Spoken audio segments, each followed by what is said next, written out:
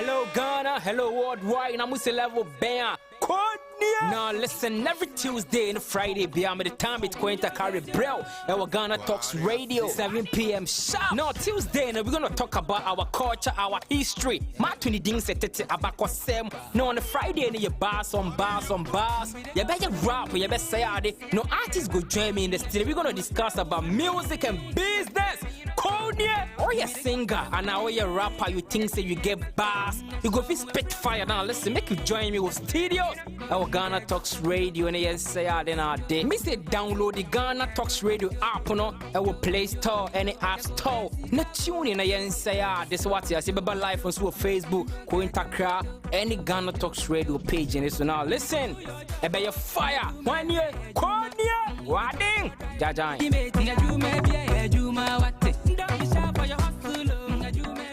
What do you want for breakfast? How do you want your breakfast? English breakfast, French fries. Koko Nikosi, alo komi kesheto. Wache. Well, Gobe is the real deal. Join us on GhanaTalks Radio. Let's serve you a buffet of breakfast. From news headlines review, current affairs to social issues. Entertainment, sports, and all the trending stories live on our mobile app and across all socials from Monday to Friday, 7 a.m. to 10 a.m. With me, Pakwesi Omare, Regina Bless, Deborah Adoso, and I am Esinal Fiagbedu. This is GhanaTalks Breakfast Show. This is GhanaTalks Breakfast Show, your morning companion.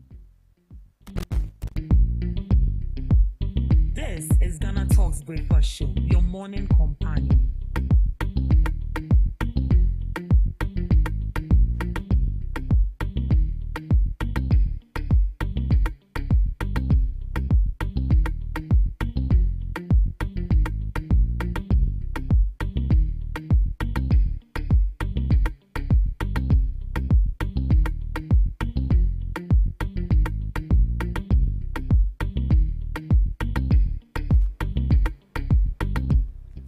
Well, good morning, Ghana. Good morning, lovely listeners of GhanaTalks Radio. It's yet another beautiful Monday morning, and you are welcome to the GhanaTalks Breakfast Show right here on GhanaTalks Radio. You're welcome to the news headline review. Here we bring you all the latest headlines making waves in the news, from business to politics, from sports to entertainment, and we got you covered with the most relevant stories. And as usual, I remain your host, Ruth Esenam Fiekbedu. And joining me this morning on the news headline review is Miss Debbie Adoso and Miss Regina Bless. Good morning, Miss Regina. Good morning. How are you doing? I'm good. What of you? I'm fine. Hope your week was refreshing. Yeah, it was. You bless God for that. I love your dress. I love the color of you. the dress. Yeah, it's giving richness. It's giving rich auntie vibes. Rich auntie, yeah, rich auntie. All right. You're welcome to the news headline review. Thank you. Yes. So before we dive into the major news items we have this morning, on Saturday, we saw that one of the biggest political party we have right here in Ghana, which is the New Patriotic Party, held their delegate conference. And then we saw that you were there on a Friday. Do you mind in just a few seconds, give us a whole review of maybe the organization, how you felt? Did it meet your expectation though? I would say everything was moving on smoothly as the time we got there, but things got a little bit messy. Actually Friday was a day for giving out accreditation to media, bloggers, vloggers, and anyone who is interested in covering the occasion. Right. But it got a little bit messy. Ooh. It got to as at one, some people have already received their media accreditations and they've left. And to my best of knowledge, other media houses came, received about 20 tax, 30 plus tax, 20 plus tax, and I was like, media house baako just tax ni bebre. And it got to a point where some people were even finding we're finding it difficult to even acquire just one tag. So we went. I went with two of my colleagues. That is Debbie and Omari. Omari got his and he left as at one something. And one something now Debbie called it then almost a tax nasa. It was a tax now, saying fine, they said they are going to print more and bring it from 1 till 9 o'clock. I said 9 p.m. 9 p.m. Exactly 9 p.m. or 9:1 or 9:2 before the tax were brought out. Wow. And when they brought the tax, they were saying now the tax is only for 90 people. When they said 90, almost as someone said now the tax is only for 50 people. Oh, what is happening? What is happening? And they said one person to each tag. And everyone got one tag each.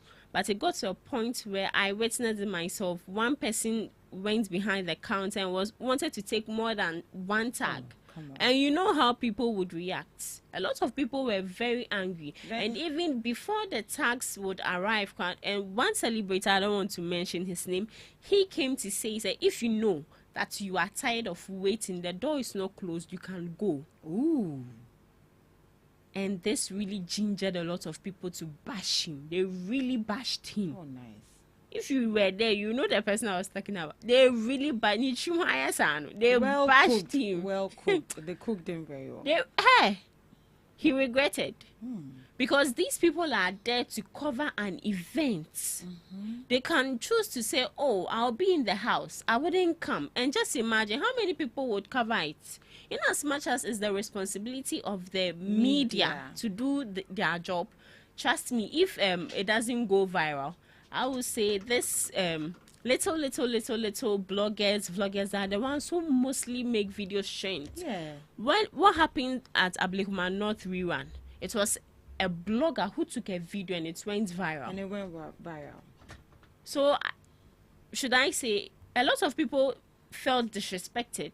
Especially in the media. Oh, I even felt disrespected. Right. In as much as I was not there to get a tag myself, but my colleague was there to get a tag.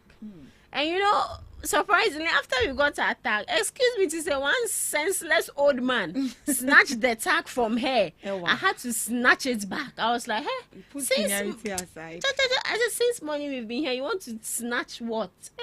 No, but not I feel for that the they were not expecting that the media will be out there to come and cover the. I'm sure, because a lot of people. No, really but all these things, I feel like there should have been a plan B. Exactly, there should always be an alternative. Yeah. This is something you want to do. You want your good image to be out there. So the basics is really important. It's very important. It's very important. You can't start.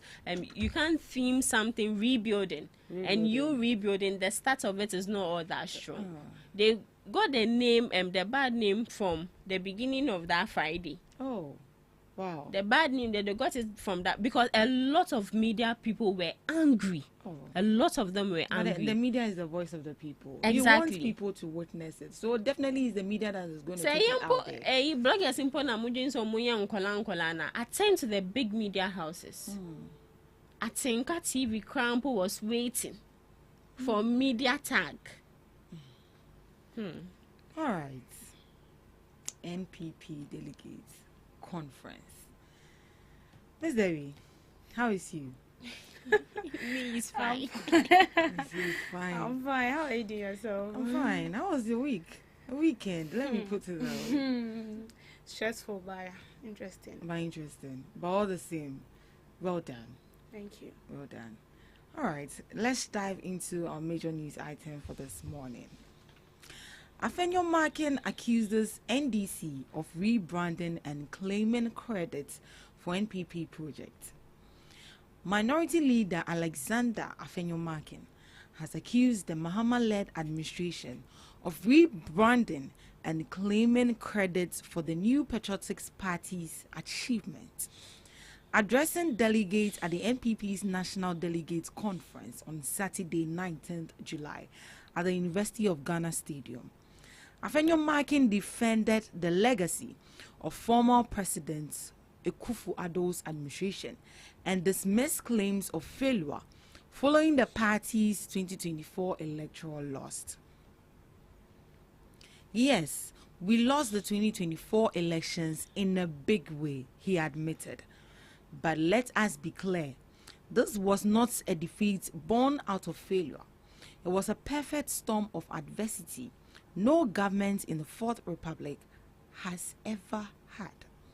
He cited several challenges faced during the NPP's term in office, including the banking sector crisis, the COVID-19 pandemic, and the Russia-Ukraine war. He praised the resilience of Ghanaians and highlighted economic progress made under the NPP.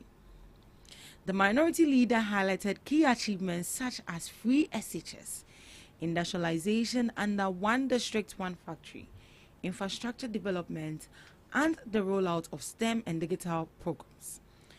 We industrialized like never before. We expanded health infrastructure, revitalized agriculture, and rolled out STEM so boldly, he said. However, he criticized the Mahama-led government for, in his words, rebranding NPP policies. And this is coming from Afenyo Makin, the minority leader of the NPP. He said, Mama came to power and they have come to, rebrand and claim credit for the NPP project. Ms. Debbie, do you see it as such? No, I don't see it as such. You have a project in mind, and then a different government comes into power, and then you feel like they are leaving what you've also written down. But I can't remember, in 2020, right? Mm-hmm. Some policies that was laid by the NDC, when the NPP came to power, they did what the NPP wrote down as part of their manifesto. They did it, and then they were giving the credit. So this is not about, because I brought out the idea and then I see you leaving it, so you stole my idea. No, I have the idea, so what prevented me from doing it? You see, this is the reason why, excuse me, if MPP do not take time, they will live in opposition for 52 years. Yes, because they are refusing to think. That is how I see it. They are refusing to think. Project, you say, like you brought us project, so what was preventing you? Just like Baumia, during the 2024 campaign, he was like, if I should put out everything that I want to do and I come into power, what else will I do? It doesn't make sense. You let the people know that this is what I want to do. You create this kind of impression in their minds that, well, once you're coming into power, this is what you are doing. And so our expectations are high. And it's on that we can stand to hold you accountable. But when you don't let us know, how are we going to hold you accountable? It means when you come into power, you're going to do what you feel like you want to do, because we don't even know the lay down plans for us, we the people. And trust me, we are going to vote for you. So you saying that the project you are bringing on board, or the project the NDC brought on board, is a rebranded message that it's like you bringing something out and somebody copying the same thing and then claiming ownership. But that is not it. That is political parties.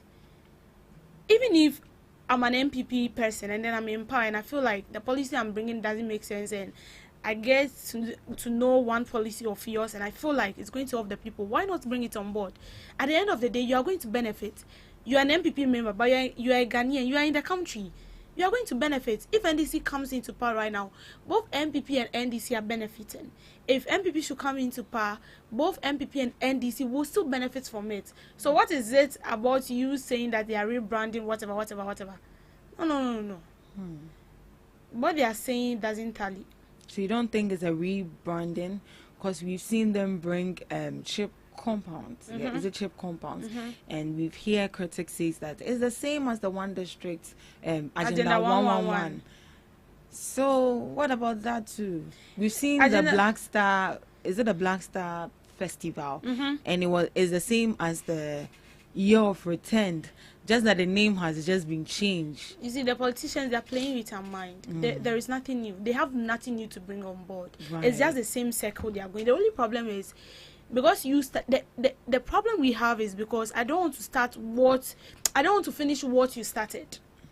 Oh, that's how you see it. Oh yes, that's our problem, because MPP brought Agenda 111. That has to do with creating 101 hospitals. Hospitals, right? And then at the end of it, they ended up writing something that was not visible on site. What did they write?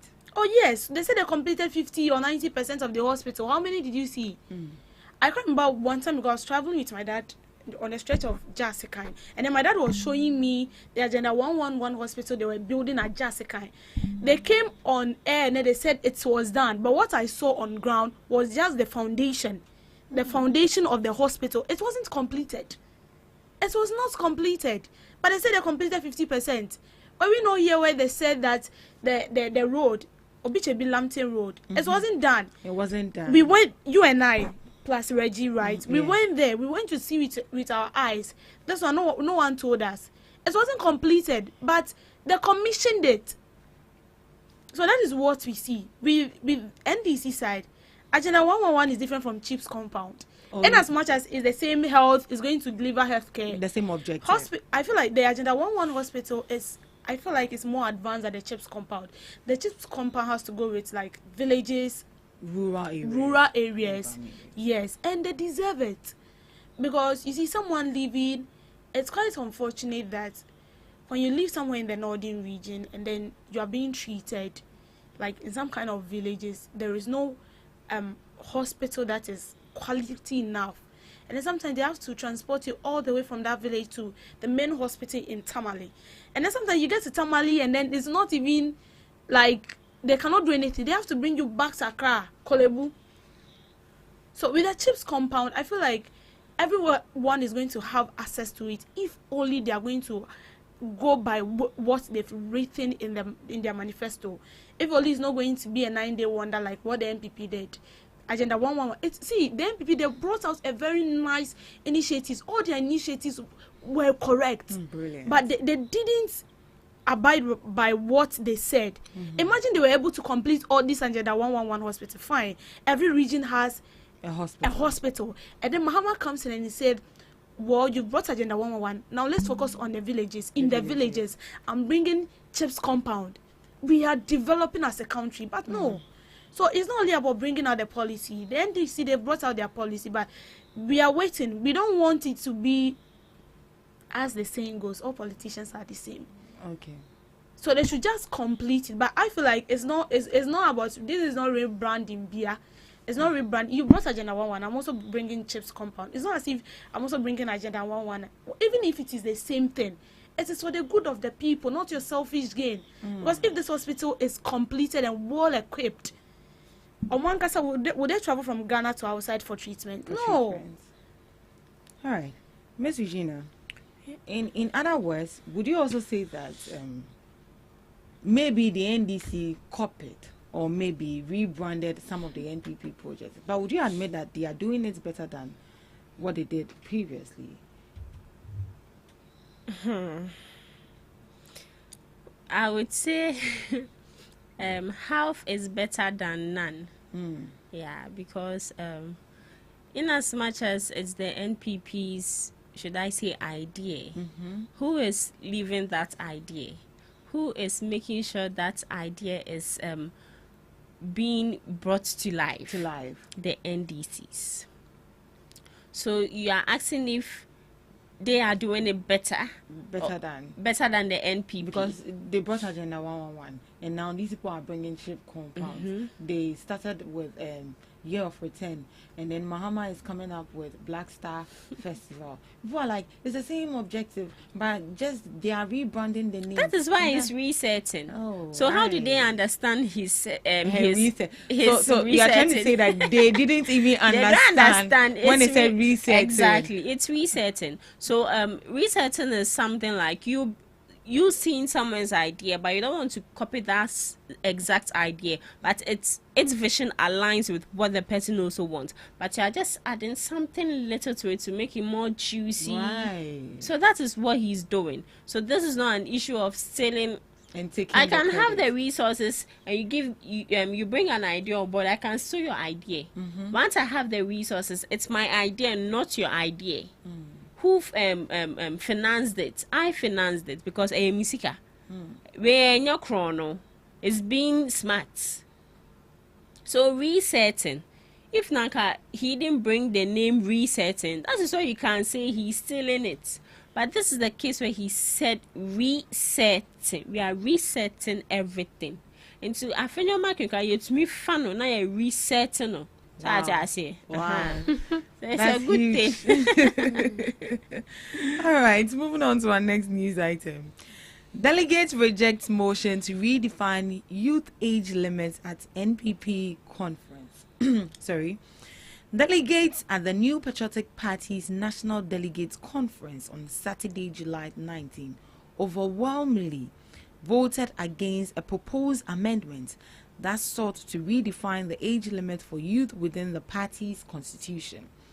Motion 54, which aimed to amend Article 15, Chapter 4 to cap the youth age at 35, was rejected by a thunderous vote at the University of Ghana Stadium.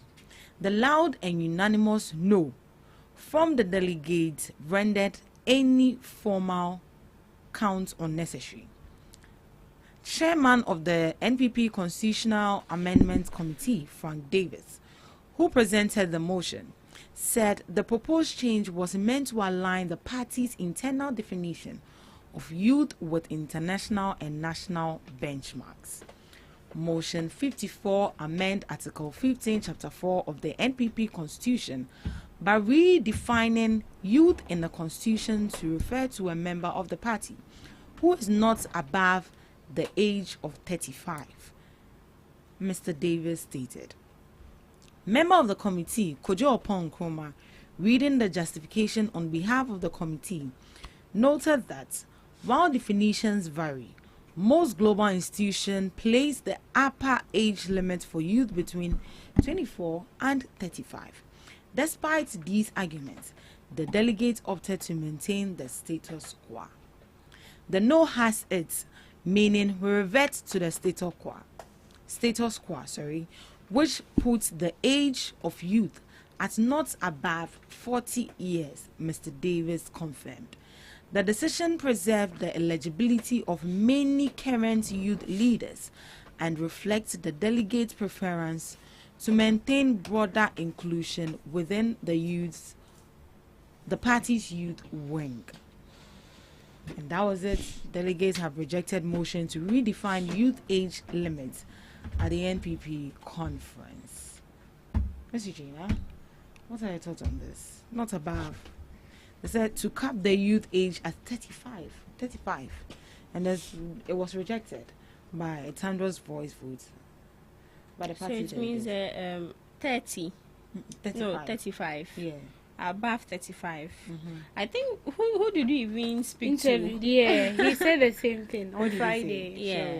35. He said 35. 40, 20 to 30, you won't be allowed. I've forgotten his name, but we interviewed him on Friday. 20 to 30. No, the age limit is 35 and above. So if you are 25, 28, 29, 30, you won't be allowed. To you don't be get a it. party, To stand as maybe a national youth organizer for organizer. the party. But should it be really based on age? It shouldn't be, but Because I maybe per their constitution or per their rules, you are not In the eligible. constitution. Yeah, because I feel even when it comes to normal voting, you have to be 18 years. That is the set set. You can say age before you can even you can say vote. And when you go to certain institutions, let's use church for example. A youth can't be in women's fellowship. Yeah. A youth can't should I say a youth can't. Oh, sorry, I'm a person may yes of. Right. It's not done that way. You have to go through the process, and the first thing they check is your age, if you are qualified. So they not wanting to increase the age gap for them. For that, I don't have much to say about it. It's their own rule. It's their own constitution. I don't know, because excuse me to say, when it comes to knowledge has no age. Knowledge knows no age. So what if that person is qualified? That person has the capabilities to do what or do more than what someone is even doing. Why not give the person that chance? That chance. Than saying They should take that thing like Don't you that. think? Because we've had, we've had some of the Tescom, is it the Tescom? Yeah. People Students, come yes. to represent Exactly. the party. And the kind of like, They are very knowledgeable. the kind of ideas they bring on board, I mean, it's impeccable. Yeah. Because, and So just imagine that person speaking sense.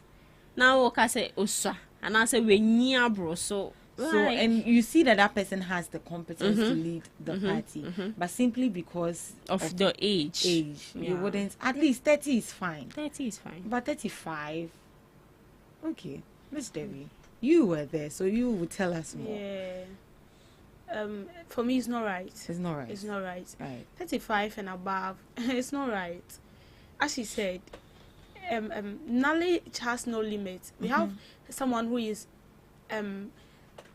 let me say, 20, 19, 18, and then when they speak, you can hear that this kid is speaking sense. And then you, it's funny, you hear someone who is 40, 50, and then when the person see to speak in public, you ask yourself whether this person is a kid or he's now learning how to speak, or he's not putting his words together. So when you talk about knowledge, it differs. We have people who are very young, but listen to Adreno. I said some time back we were in class, and then one lady answered a question. I was like, do you want to be like a philosopher? Because like your brain is out of the world. You get it. We have people who are very intelligent. Yeah, very intelligent. At a younger age. So this person, when you give him or her the opportunity, say, like there are certain things he or she might not be mature to do it right. But then when you give, that's why we have coaches. We have people, for example, we have Kufuor. He for now, he's the founder of the party. Oh, yeah.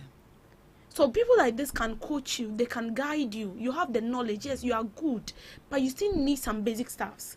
So they have to coach you. Yeah, you have to do it this, you have to, and then perfectly you deliver. But if you're saying 35, it means I'm 20 years. For me, I see myself to have the capabilities and everything, and I have to wait. What if it is 35 and then I lose interest for whatever I want to do, or even the person dies. So for me, I feel like the 35. No. I think that day I asked them and I was like, why would they decrease the number? He said no, 35 and it's 35. 35 and it's 35. But you see, even within the party, I don't want to mention names. We have people within the MPP party. When they speak on national television, you could tell that way, like you get it, it entails a lot. And then we have people, as you said, they've been coming here every day. Yeah, they come. And then when you listen to them talk, you can sense that they have it, but they just need a hand to push them. Yeah, push them up there. And now you're saying 35. And maintenance is we have to change everything. You see, and that is why Africa, we have leaders at the age of 90, 95. 85 and the person is still a president. It's not as if the person doesn't have the knowledge. Like you get it. I feel like they are still backdated. And they cried that. Oh. Their way of thinking and everything. I said in one African country, I won't mention the name. The president was on stage. You were called to deliver. He got on stage and he was asking his bodyguard, "What am I come to do?" Like, and then even coming to the stage, they were holding his hand. You could see it's a way like wabre. Just go and rest and let the younger generation with fresh what they've learned during their time in the university is outdated. New things are coming on board, and then this new generation, we are bringing something. Like we are bringing massive success. If only like we will be given the chance. We will transfer, like Africa will be one of the best countries you would like to be in. But no, we want 80, we want 90, someone whose mind is outdated. But now he doesn't care about you and not you. So when he's messing your life, he's messing it keke. Because only bobium. But why not we give these people the chance? The young generation, the fresh minds, fresh ideas. Let them contribute. And then we should give it a try.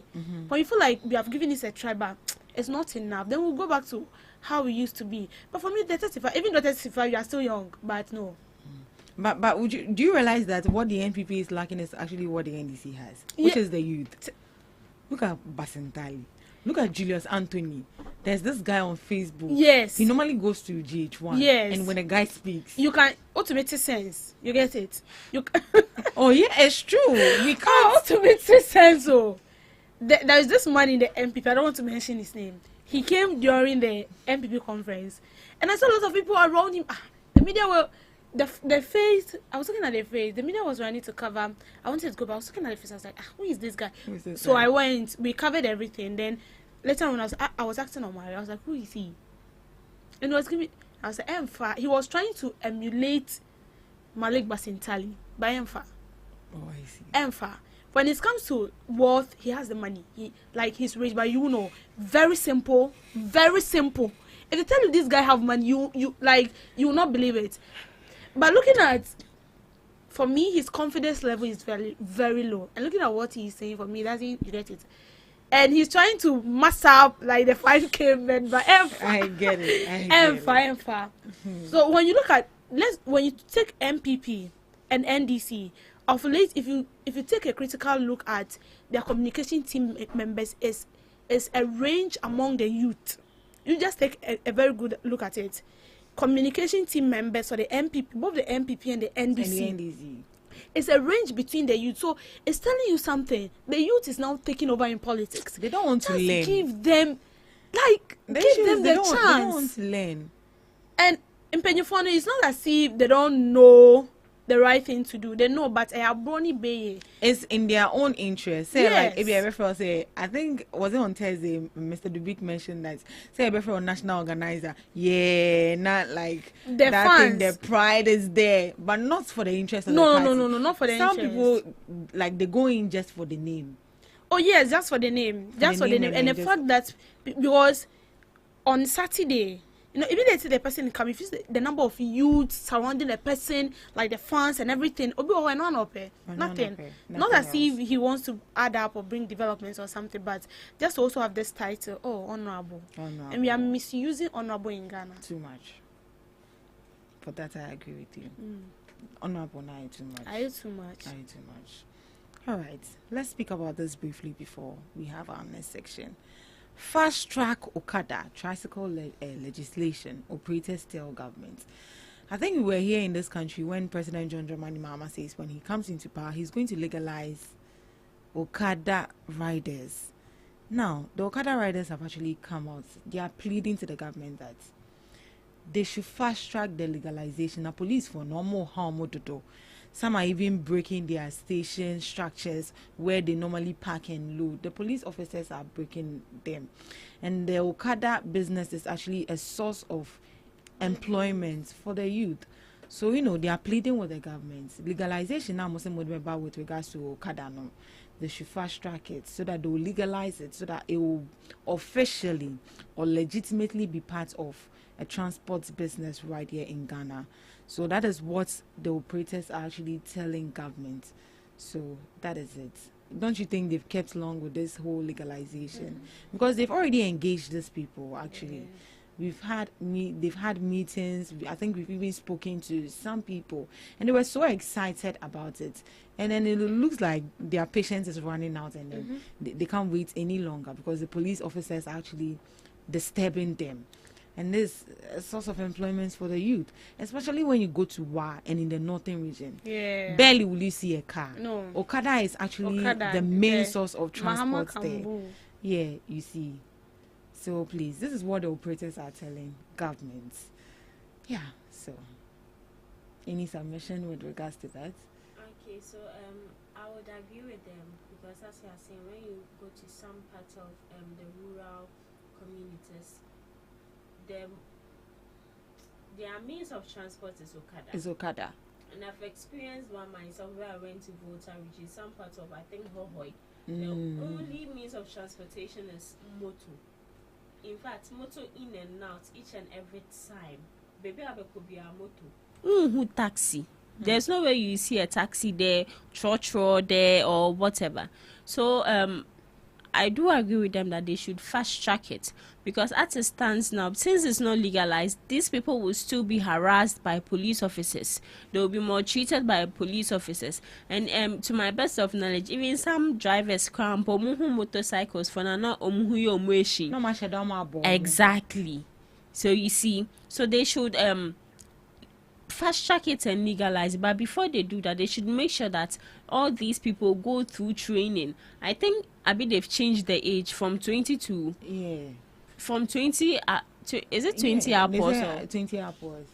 I forgot, is it 25 or something? I think it was 25, and some people argued about it, but I don't know if they've changed it. Yeah, so they should make sure that these people go through training, have their correct driving license and all that, to make sure that they operate freely. And also they should also should I say, respect traffic lights, because these people are known for, should I say, always batra traffic lights, no, since they know say moto into no, say nipa ba ku twempena they go. So they should make sure that they respect the traffic lights and go through training and also drive safely. Miss Debbie, do you want to add up to that? Yeah, so with the Okada. Yeah, Okada. Yeah. Yeah, so this is something you've promised the people that you do. Yeah. And me, when you promise, I always say it, if you won't do it, don't promise me. Don't promise me, If because I'll torment surprise- you. Exactly. I like surprises that you telling me I will do this. I'll Maybe do the it. names, I'll ask you. I'll keep worrying you I'll like ask that. you every day. Yes. So you have to fulfill it. And Okada, as it stands now in the country, is a source of livelihoods for a lot of the youth. And as I said, Northern region, Okada now, Kambu, do you know Mahama Kambu? Yes. The Pragia, Pragia. yellow. Mahama And 24/7. Yeah, Mahama Kambu. Why are you still mentioning the name? Mahama like that? Kambu. Yeah, 24/7. That is what they use. So you have to legalize it so that it also creates job for these people.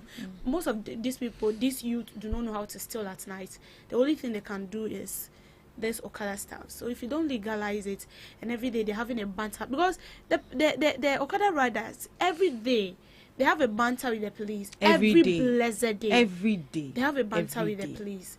So Every if it is legalized, you have your licenses and everything, then if the police is harassing you, know that you're not doing the right thing. Then we also know you're not doing the right thing. Right. Because you're not licensed, you don't have the necessary requirement that gives you that chance to be on the street.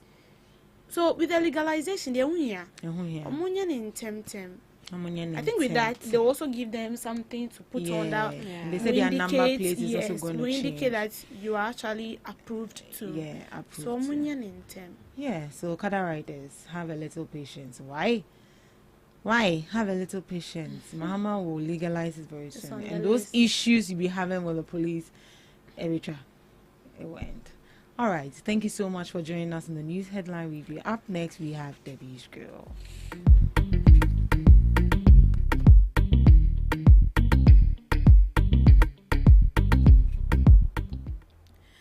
Good morning and welcome to Debbie's Grow, where we talk about issues that concern the state, void of politics, fear, or favor.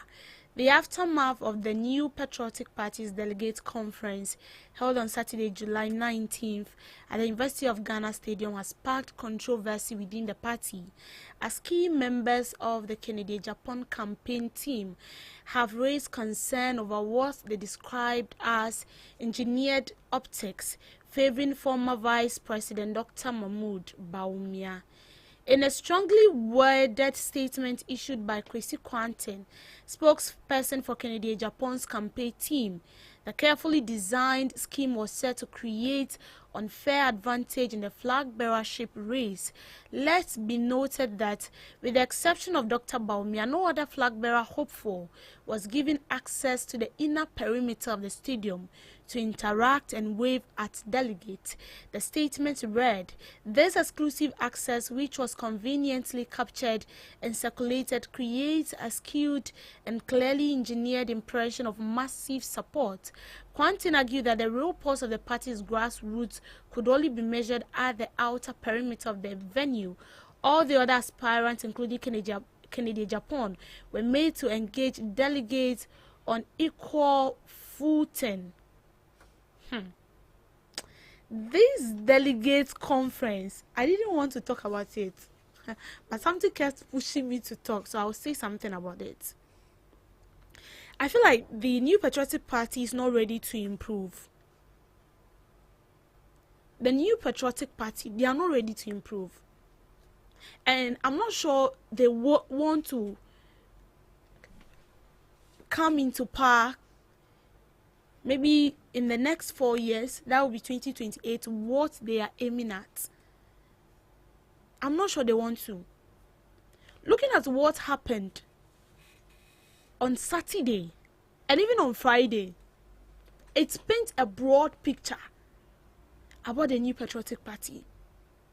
I'm sorry, but let me say this. The New Patriotic Party is disorganized.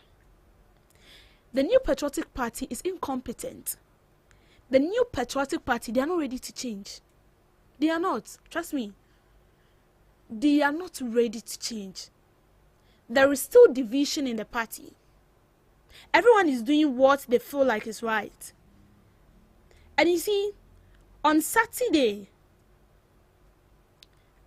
as the statement read, not even the media was allowed into the perimeter of the stadium. Not even the media. So we stood outside. And then when they are coming in, we interrogate with them outside. Because when you get inside, you're not going to be allowed in the perimeter. And that was supposed to be not only for the media and also for party faithfuls or members of the party. Even the flag bearer hopefuls were all not allowed into the perimeter. But Dr. Bawumia was allowed into the perimeter. Dr. Bawumia was allowed into the perimeter. The program didn't even end. Mr. Brian Echampo left the scene. He left the scene. Bawumia and his wife were allowed into the perimeter. They were dancing, waving at party faithfuls, waving at members. And what do you expect others to think? Not only members of the party, but what do you expect outsiders to think about the party? If you are saying no flag bearer hopeful should be allowed into the perimeter, why should one person be allowed in? Are you doing it in favor of one person? Or was the conference mainly for Dr. Bawumia? Or it was to reform, amend some constitutions? If you're telling me that no one is supposed to be allowed into a particular circle, and then I get there and then I see people on the same level as I am, no one is allowed to go in, and then I see people on the same level as I am in there whilst I'm outside, what do you expect me to think? Definitely I would think you are being biased. I would think, see, a lot of things happened on Saturday. Internal security of the MPP was fighting with the police. Internal security of the MPP. Let me put this on record. I would say the attack, because they were having the security, internal security badge on their board, on their chest, fighting with a whole police officer. When we took the video, they took our phone and deleted the video on our phone. It turned to a banter between Omari, myself, and some of the internal security personnel. They took the phone from our hand, deleted the video immediately. Even when they didn't even delete it. After they finished deleted the video, they went back to, is it a recycle bin? They deleted it there because they feel like when we come back, we are going to retrieve the video. And you call this, excuse me, a party ready to progress? No, MPP, you are joking. Wake up. I'm not in for NDC. I'm not in for PPP. I'm not in for CPP. You need to wake up as a party. You are joking. What's happening Saturday? Trust me, a mess, a whole mess. Not even talk about Friday. What they did to us, the media. God. If someone was there reporting to me, I'll feel like maybe it's normal. I was there. I wasn't there alone. I was there with Regina. We saw what happened. We went there as early as 11 a.m. We left it getting to 11 just for a press tag. They told us that the tag is in traffic circle. We should wait. It's got to a time. They said the person bringing it is now caught in between a whole lot of false stories. It's got to a time. They said the person with the tags they are calling him is not picking the calls. And even the party faithfuls that were issuing the cards to us were confused themselves. And they were talking among themselves. They forgot that we are the media. And they themselves are saying that they will be in opposition for long. I'm not the one saying this. The party faithfuls themselves were saying that the MPP party will be in opposition for long. You are not ready to change. The new patriotic party, you people are not ready to change. The only thing you know how to do is come out with a conference. And that is it. You are not ready to change. And if this should continue, I was saying this since Friday, you will be in opposition for 52 years if you're not ready to change. When you're talking about change, it's not, I know it won't take, it's not a one-day show. It's something that you come step by step. You see, as it stands now, the MPP party is nothing to write home about, excuse me. But you are trying to put things together, that's right. The conference was an opportunity to paint a great picture to the people. The conference, it was a great opportunity for you to tell the people that, see, we are ready to change. But no, what happened? It wasn't easy. From 11 a.m. to 11 p.m., waiting for common press tag. This is not as if we wanted them to give us something. But, you see, we work hand in hand with these people. And we have to cover it up. And we were there since morning. They never care. And they just be passing by. This person will come and tell you a different story. Another person will come and tell you a different story. The party, the faithful themselves, they are confused. They don't even know what is going on. And as I said, the media was not allowed into the perimeter. But Dr. Baumia was allowed into the perimeter. So what are you trying to insinuate? Everything is clear. Bias. What happened painted a clear picture of the new patriotic party. Well, as it stands now, I feel like it will take the grace of God. Because I believe you people are not ready to do the right thing. That this unity in the party is still there. It's still there. Why would you prevent Kennedy Japan from going to the perimeter? Why would you prevent Brian Champon from accessing the perimeter? But then you allow Baumia into the perimeter. What are you trying to say? That the rest of the flag bearer hopeful, they are not worth it. Even me not being a flag bearer, that is definitely what to come in mind. And I told you, the program didn't end. Brian Champon left the scene. He left the scene. Chaos between internal security officers, both gas. We took it, they deleted it. And they were like, oh, this is no news. You people, you are like that. You know we are like that. Why would you do something that will trigger us to take it? That is our work. So personally, that is what we will do. There is more room to improve for the MPP. There is still chance. That is if only they are ready to change. If only they want to come back to par, then there is a lot of homework to do because the division is still there. It was clear on Saturday, very clear. Very, very, very clear. And then the sad part is, you meet a group of party members discussing it. Hey, na MPP party ne dey na ye. I got to the MPP party ne dey na ye. Hey, you better opposition at show. And then immediately they saw my destiny, they changed the topic. Opposition, they moved to nature. This one, you don't even need a prophet to prophesy to you. If only you're not ready to change. Maybe the 52 years, I'm saying it personally, but it be count. The press conference is too much. You see, when you talk too much, you end up saying things that do not make sense.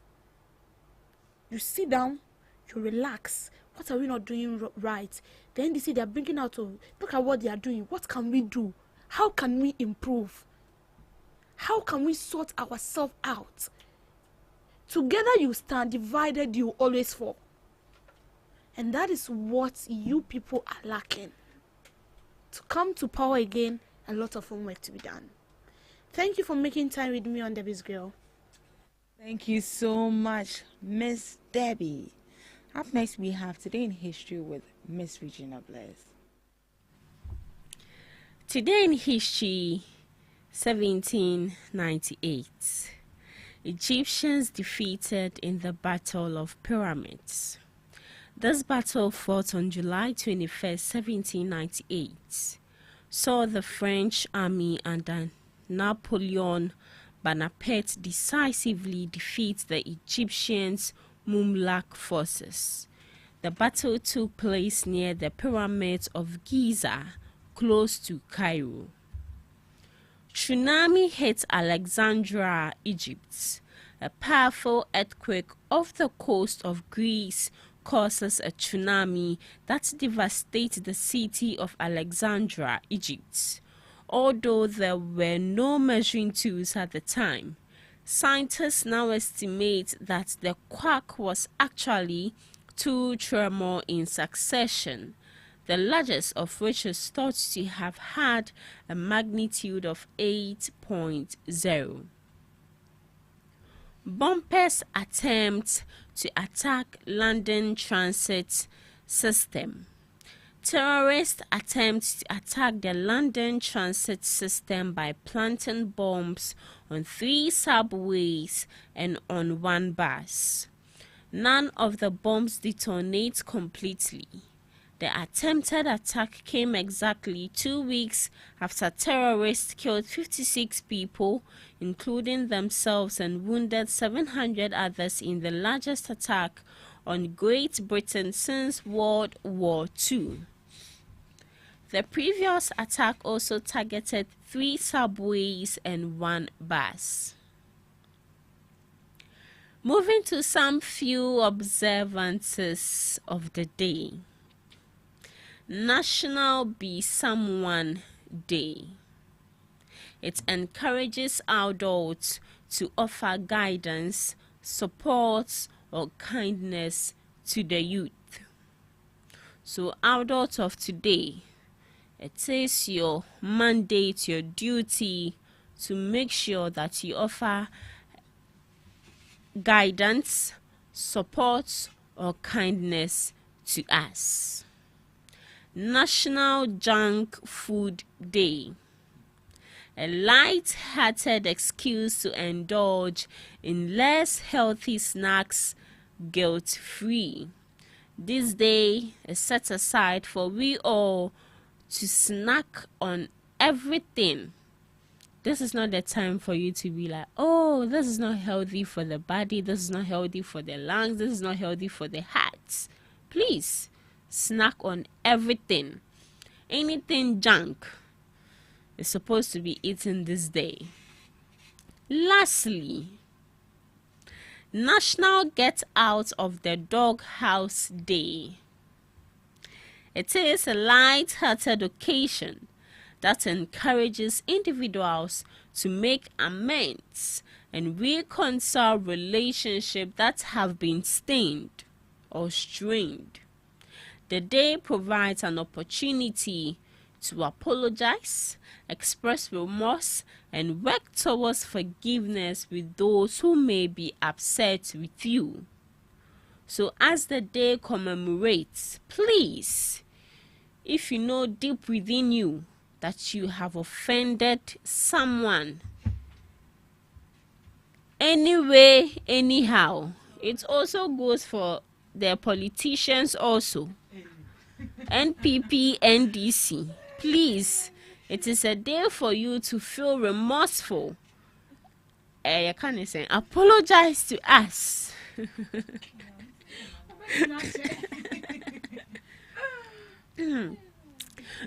So that's all for today on Today in History and Observances of the Day.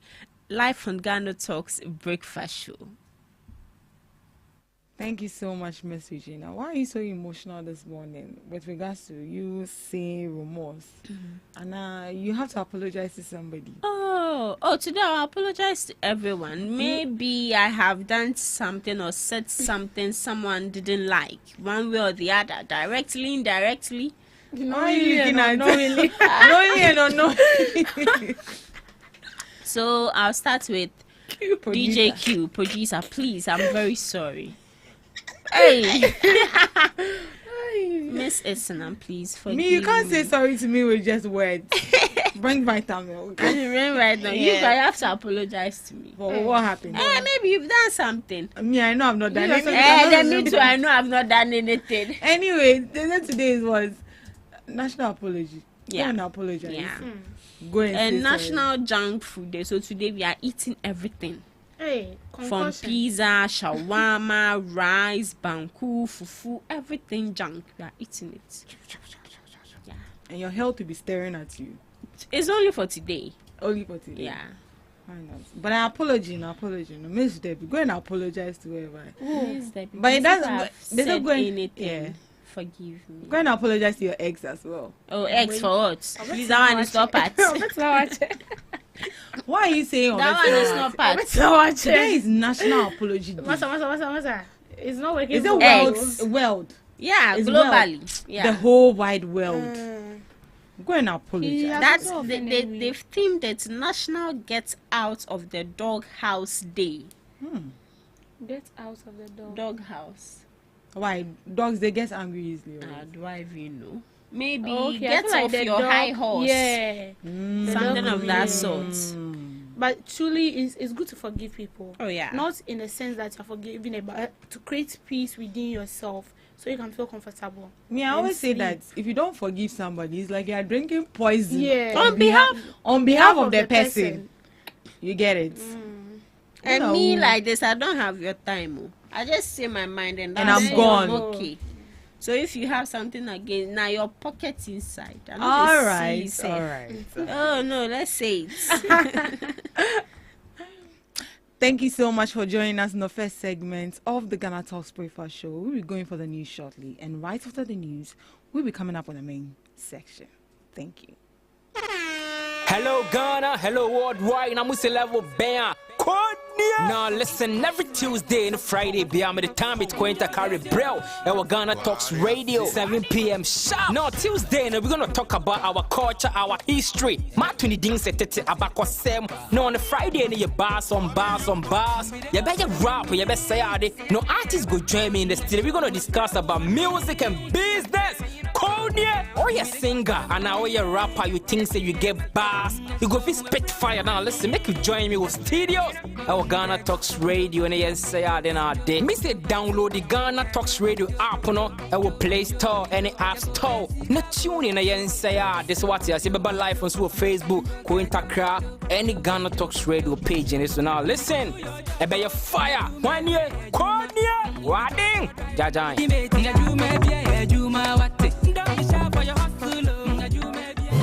We bring you local news, business news, international, sports, and entertainment news. Right here on GTR.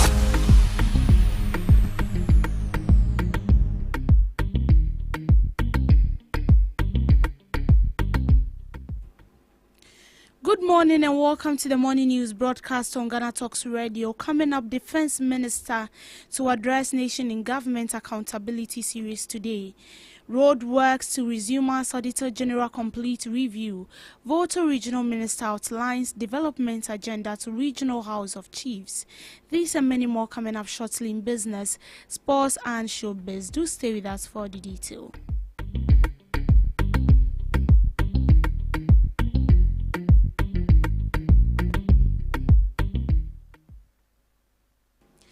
The Minister for Defense, Dr. Edward Omaniboama, is expected to address the nation today, Monday, July 21st, to provide key updates on Ghana's security landscape. The address, part of the government's accountability series, will focus on recent developments within the security sector.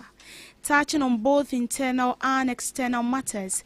Dr. Maniboama will also present a comprehensive report on the performance of the Defense Ministry, outlining ongoing efforts to safeguard national stability. A central focus of his briefing will be the protracted conflict in Baku. The minister is expected to highlight government interventions and military operations aimed at restoring peace in the troubled areas. In addition, the address will include updates on welfare of military personnel, covering issues such as promotions, deployments, and the overall operational readiness of the Ghana Armed Forces.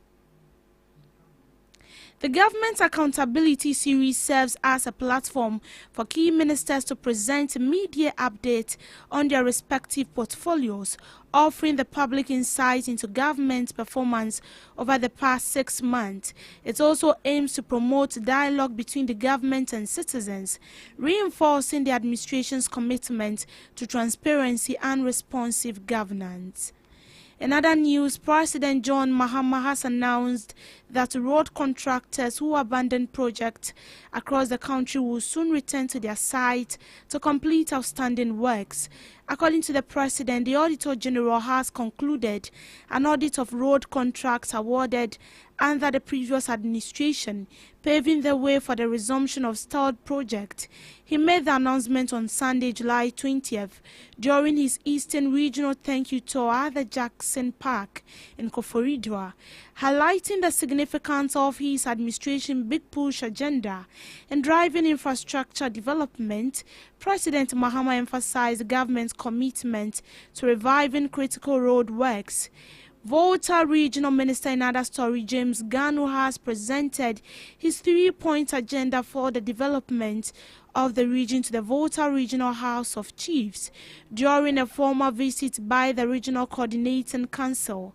He presented his agenda during the first Volta Regional House of Chiefs meeting in the year in Ho on July 18th. Mr. Ganu said the visit offered a benefits platform to share his development vision and engage the House on key regional priorities. His 3-point agenda include promoting peace and security to position the Volta region as the most attractive investment destination in Ghana and beyond. He also mentioned strengthening local governance by enhancing the capacity of municipal and district assemblies to deliver on their core mandate, especially local economic development and job creation. The last point was accelerating development through partnerships by collaborating with ministries, departments and agencies to realize President Mahama's vision for the Volta region. Mr. Ganu said the government 2025 national theme, stability, growth and prosperity for all, challenges citizens and leaders to stay proactive, united and focused. He noted that the Volta region is already aligning this vision with tangible action among key developments underway. He mentioned the ongoing work on the Eastern Corridor Road, rehabilitation of major feeder roads, and the modernization of key commercial hubs such as the Aflau Market Complex to stimulate trade and regional integration. Phase 2 of the Blukusu Coastal Protection Project, awarded to Mandi Holdings, has begun to address the long-standing issue of tidal waves. In agriculture, the Kenya of Malaysia partnership is set to transform the sector with large-scale kenaf cultivation, creating thousands of green jobs and boosting industrial processing aligned with the export diversification drive. The 2025 Budget 24 economy policy promises to significant benefits for Volta region, including new agro-processing centers, extended small-medium enterprises, and emerging industrial parks. He added that the upcoming Volta Trade and Investment Fair 2025 will feature a 24-hour operation on specific days, making it the first of its kind in the country. Moving on, about 150 delegates from 30 countries are expected in Accra from August 10th to 17th, 2025 for the Triennial Congress of the Union Catholic African de la Presse, which will focus on artificial intelligence and the preservation of human values. The Congress, scheduled to take place at the Ghana Institute of Management and Public Administration, will be held under the theme Balancing Technological Progress and the Preservation of Human Values in the Age of Artificial Intelligence (AI). Participants will include journalists, researchers, ecclesiastical communicators, technology leaders, non-governmental organizations, government representatives, and Vatican envoys. UCAP is a Pan-African independent Catholic media association that promotes professionalism, freedom of expression, solidarity, and ethical discourse within the media fraternity. The Congress aims to foster networking, dialogue, and capacity building among Catholic communicators across Africa and other religions. Ghana's selection as host country reflects the relevance of its dynamic social-cultural environment and growing reputation as a center of digital innovation.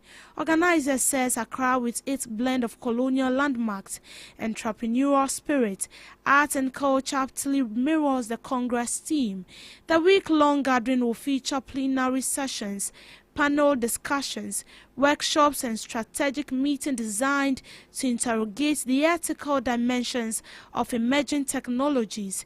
Discussions will cover the corporate responsibilities that accompany AI deployment and examine how startups can embrace environmentally friendly practices while integrating AI systems.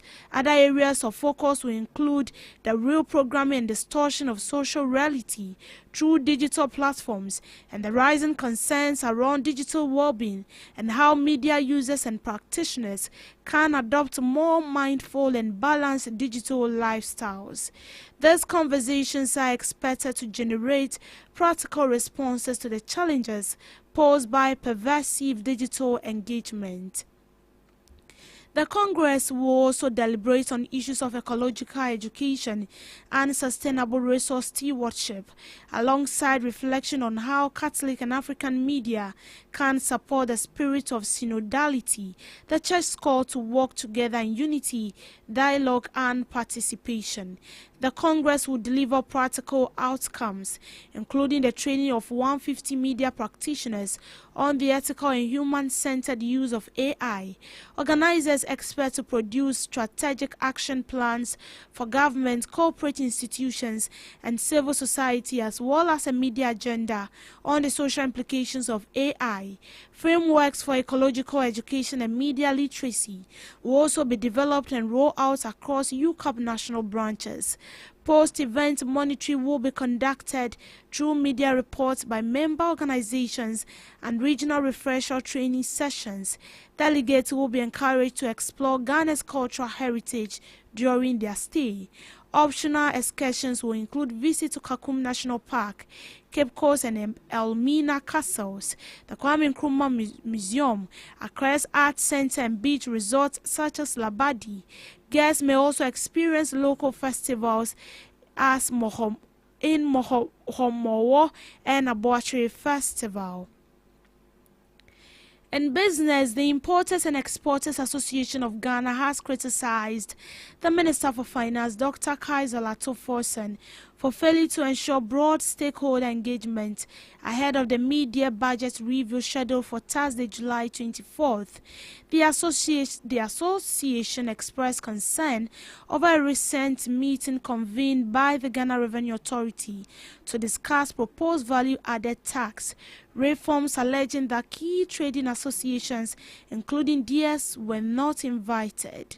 Speaking in an interview, the executive director of the IEAG, Samsi Asaki Awingobet, questioned the transparency and inclusivity of the government consultative process.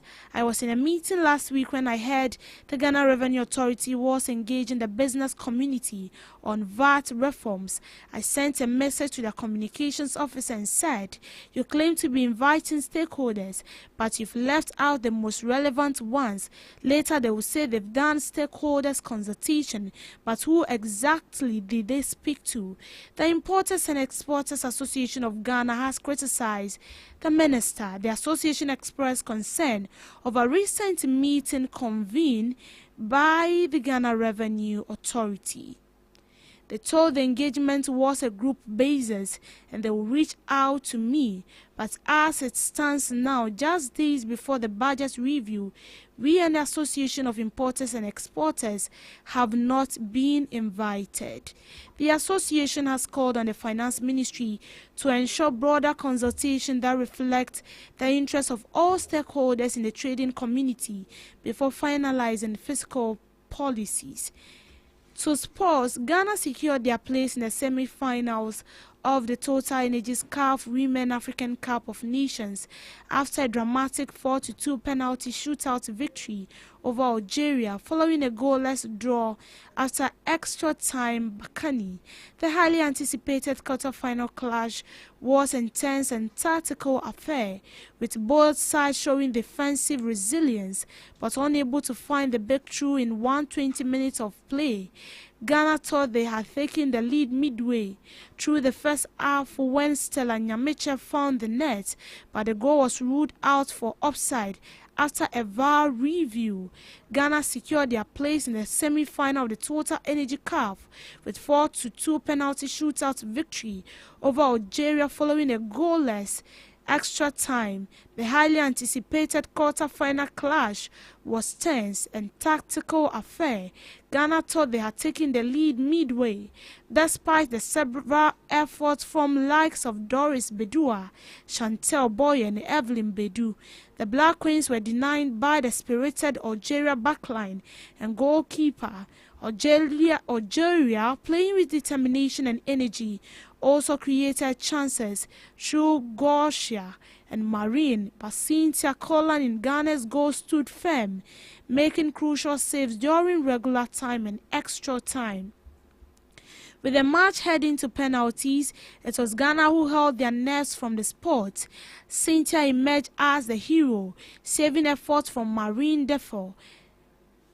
Josephine Bones, Doris Bodua, Chantel and Evelyn all converted for Ghana, while Sophia and Laura were successful for Algeria.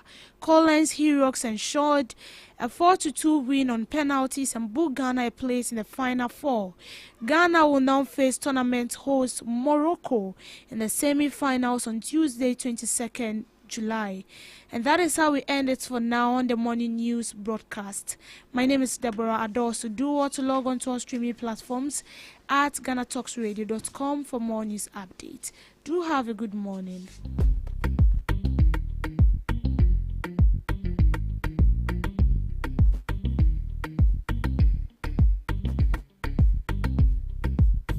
Are you ready to amplify your business or brand's reach and make a meaningful impact in Ghana and beyond? Partner with Ghana Talks Radio today to connect with a diverse audience across Ghana and beyond. Elevate your brand through on-air promotions and social media. Boost your brand during prime time. With Ghana Talks Radio, you can extend your reach across digital platforms. Ghana Talks Radio is not just a station, it is a community hub where your brand becomes part of the conversation. Join us in fostering connections, celebrating culture, and making a lasting impression. For customized sponsorship packages and enquiries, email contact@GhanaTalksRadio.com or call +233 202 544614. Ghana Talks Radio, giving the youth a voice. What do you want for breakfast? How do you want your breakfast? English breakfast. French fries. Koko Nikosi, alo komi kesheto. Wache. Well, Gobe is the real deal. Join us on Ghana Talks Radio. Let's serve you a buffet of breakfast. From news headlines review, current affairs to social issues. Entertainment, sports, and all the trending stories live on our mobile app and across all socials from Monday to Friday, 7 a.m. to 10 a.m. With me, Pakwesi Omare. Regina Bless. Deborah Adoso. And I am Esinal Fiagbedu. This is Ghana Talks Breakfast Show. Hello Ghana, hello worldwide, I'm level band. Now listen, every Tuesday and Friday, beyond the time it's going to carry Brell, our Ghana Talks Radio, 7 p.m. sharp. Now Tuesday, we're going to talk about our culture, our history. Martin Ding said about Sam. No, on the Friday, you bars on bars. You better rap, you better say no artists go join me in the studio. We're going to discuss about music and business. Or you singer and now you rapper, you think say you get bars, you go fit spit fire. Now listen, make you join me with studios. Our Ghana Talks Radio and yes say then our day. Me say download the Ghana Talks Radio app no our Play Store and the App Store. Na tune in and say this what you see baba live on Facebook, Kointakra, any Ghana Talks Radio page and so now listen. Ebe your fire. 1 year, Konya, Wading, Jajan.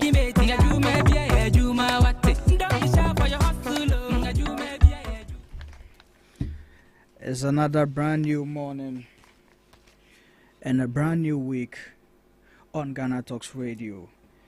This is Ghana Talks Breakfast Show. My name is Pakwesi Omare, your regular host, and I am here to welcome you to a beautiful day with some beautiful conversations that we are going to have in the studios this morning. I will be having my guest in the studio as usual, the NDC's rep, the NPP's rep, and our social communicator. But before we get into the conversations this morning, I want to use this opportunity to wish one of the greatest to ever do it in the Ghanaian entertainment industry a happy birthday. This man's footprint has left greatness in the entertainment industry in Ghana. He has bet so many stakeholders in the entertainment industry that today we can boldly say and celebrate him as one of the pillars who made the entertainment industry attractive to people who had the potential and the vision and the will to get into the entertainment industry. And for all that he has done for the entertainment industry, for all that he has done for all the people who has passed through his training, his guidance, and his leadership, for all that he has done even for me here, because I am a product of his guidance school. I am here because of him. I passed through the ranks of those who he trained, and today I'm also here. I am a descendant of the greatness of this man, and no words, no amount of words can actually describe or explain how selfless this man is. And for that reason, we want to wish him a happy birthday. May this birthday be another stepstone into the greatness that you've always been to us. We want to celebrate you. We want to give you your flowers this day because you deserve it all for all that you've done for us, for the entertainment industry. We say, Ayeko, we love you, we cherish you, Mr. Abraham Ohene Jan. He is the CEO of Ohene Media, Ohene Multimedia. And today is his birthday, and yes, we celebrate him so much more. We love you, sir. We love you. For the party, we go hold them in high esteem for you. Your own people have set the table so right for you. Mr. Kwame Frimpong, Alfred, has set the table for you. Papa Kwesi Abakwa has set the table for you. And yes, we are going to hold it in so much high of esteem. We celebrate you, say. We love you. A good morning to you and a happy birthday to you wherever you are this morning. Now on to the discussions. I'm fortunate to have my main man, Abdul Razak, in the studio. And we will get into some issues that passed through over the weekend, as he was very active in there. So we'll get into the conversations of that very soon. But before we do that, I want to greet this great man, Mr. Kigali. He is the CEO of Kigali Hotel and Restaurant. He is the CEO of Kigali Hotel and Restaurant. And I mean, when you go to Kigali, you it's like you are in a whole new different breath of space. The serenity and even the service of the staff there. You look at their rooms, you look at their food. Oh man. So Kigali Restaurants and Hotel, Mr. Kigali, the CEO of Kigali Restaurants and Hotel, we salute and greet you this morning, sir. And yes, for those of you who would want to pass through Kigali to hold your events, to hold seminars, conferences, birthday parties, whatever you want to do, you go to Kigali and they will host you with that much of exclusivity, that much of beauty that you will forever have in memory. Kigali is located inside Ansuman, and there are numbers that you can get in touch with. For more inquiries is 0248 249 409, 0248 249 409. You can get Kigali from there. Also, you can get them on this number as well. It is 0244 661 642, 0244 661 642.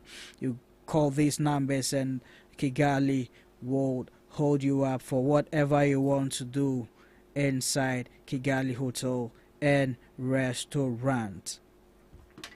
See, Abdul, what hey dear, or minim say I will host him penny for no yeah. And run so differ Kigali, they will host you so well. Their service top notch, top notch.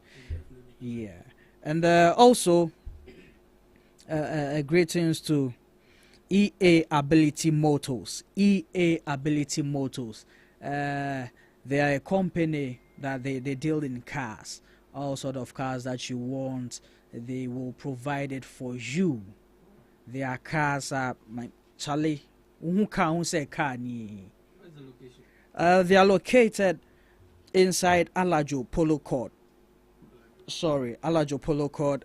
EA Motors is located at Alajo Polo Court, and their cars top notch. Yeah, kase car near unse yeah car and kasa na wabetono.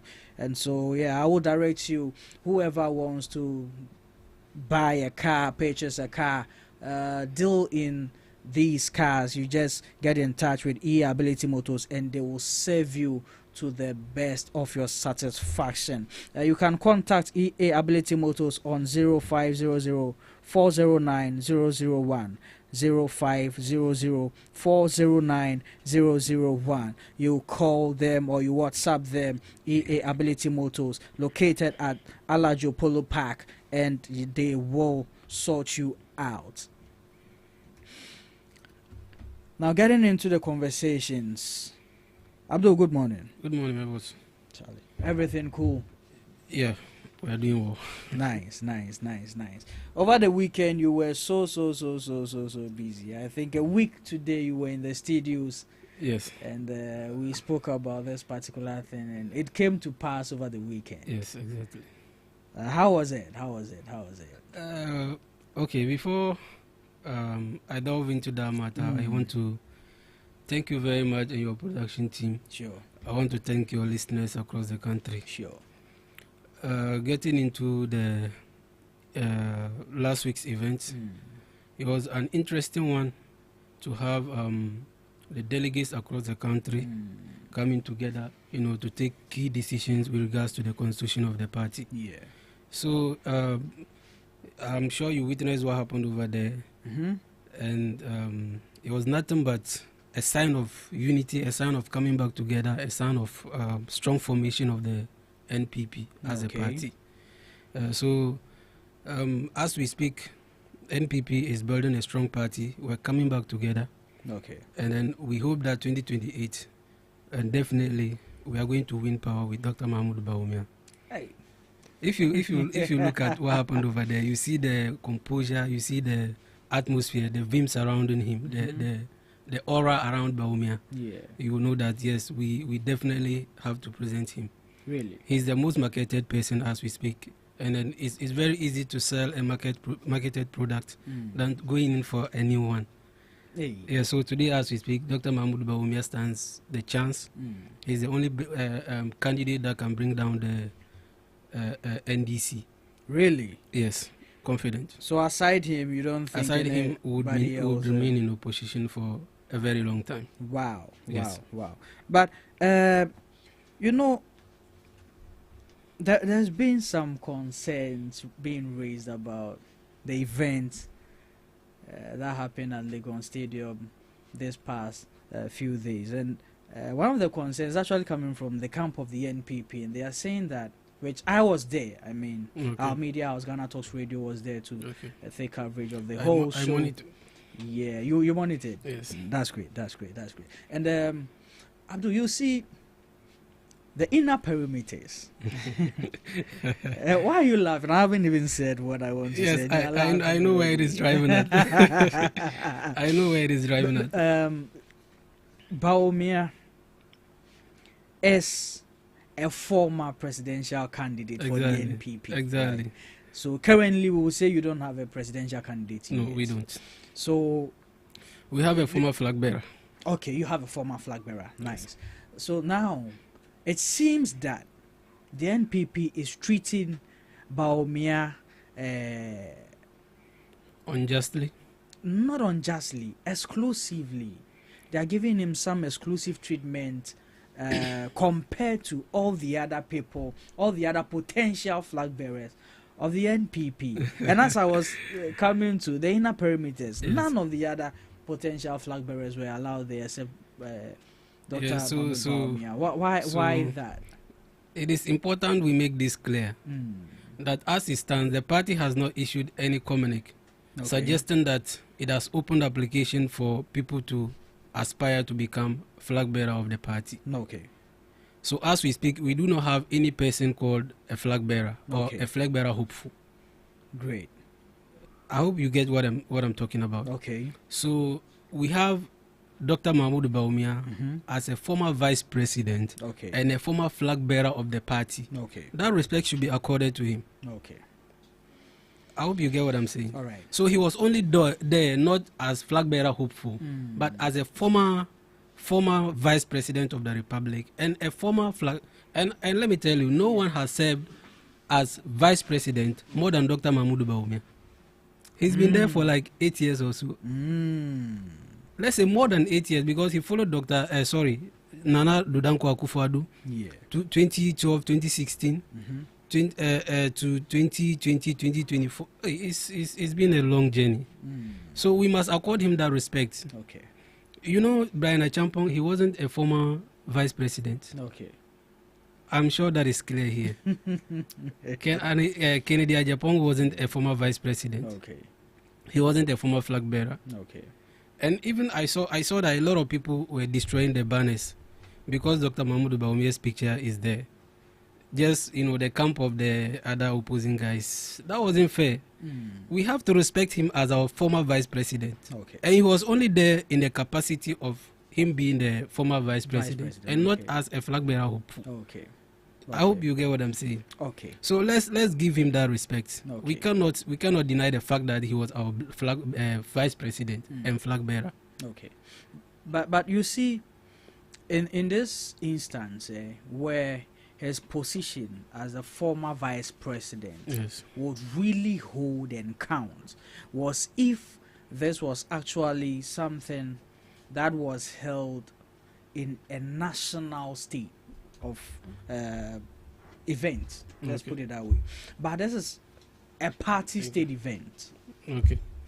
So that status quo doesn't really apply there. Let's be fair. It does apply. See, it does. In the political party, he wasn't a flag bearer. Sorry, a vice president. For let's say he was a vice president for Ghana. For Ghana, not for the NPP, but under the ticket of the NPP. Okay. You understand? Under the ticket of the NPP. Okay. So it is only fair that you accord him that respect. And if you check, you could see, was it Aliu Muhammad's picture or something? Aliu Muhammad was a former vice president. He was never a president. Yeah. But his picture was there. Sure. Why were people not angry about that? You understand? Okay. So the incentives or the opportunity or that kind of respect given to Dr. Mahmoud Bawumia is just as a result of the fact that he was a former vice president and nothing more. Nothing more. So I want to make it clear that we let's respect our leaders. Okay. He has served in an important office of this country. That's the vice presidency. So we must at all time give him that respect. Aside the fact that he being our former vice president, he has also championed a lot of developmental projects in this country, which is undeniable. Okay. We all know what Dr. Mahmoud Bawumia has done. Really? Yes, Dr. Mahmoud Bawumia has been one of the most hardworking vice presidential candidates we've ever had. Okay. Vice presidential candidate. Former vice president of this country and a former flag bearer. Okay. Serving in his capacity as a vice president, we have seen his innovative ideas. We have seen his zeal to ensure the country move in the right direction of growth. Okay. To produce intelligent individuals and so ensure sustainable development. Okay. So we must at all time give him that respect. He was only there because he's a former vice president and a former flag bearer. Okay. And other people were there too. All right.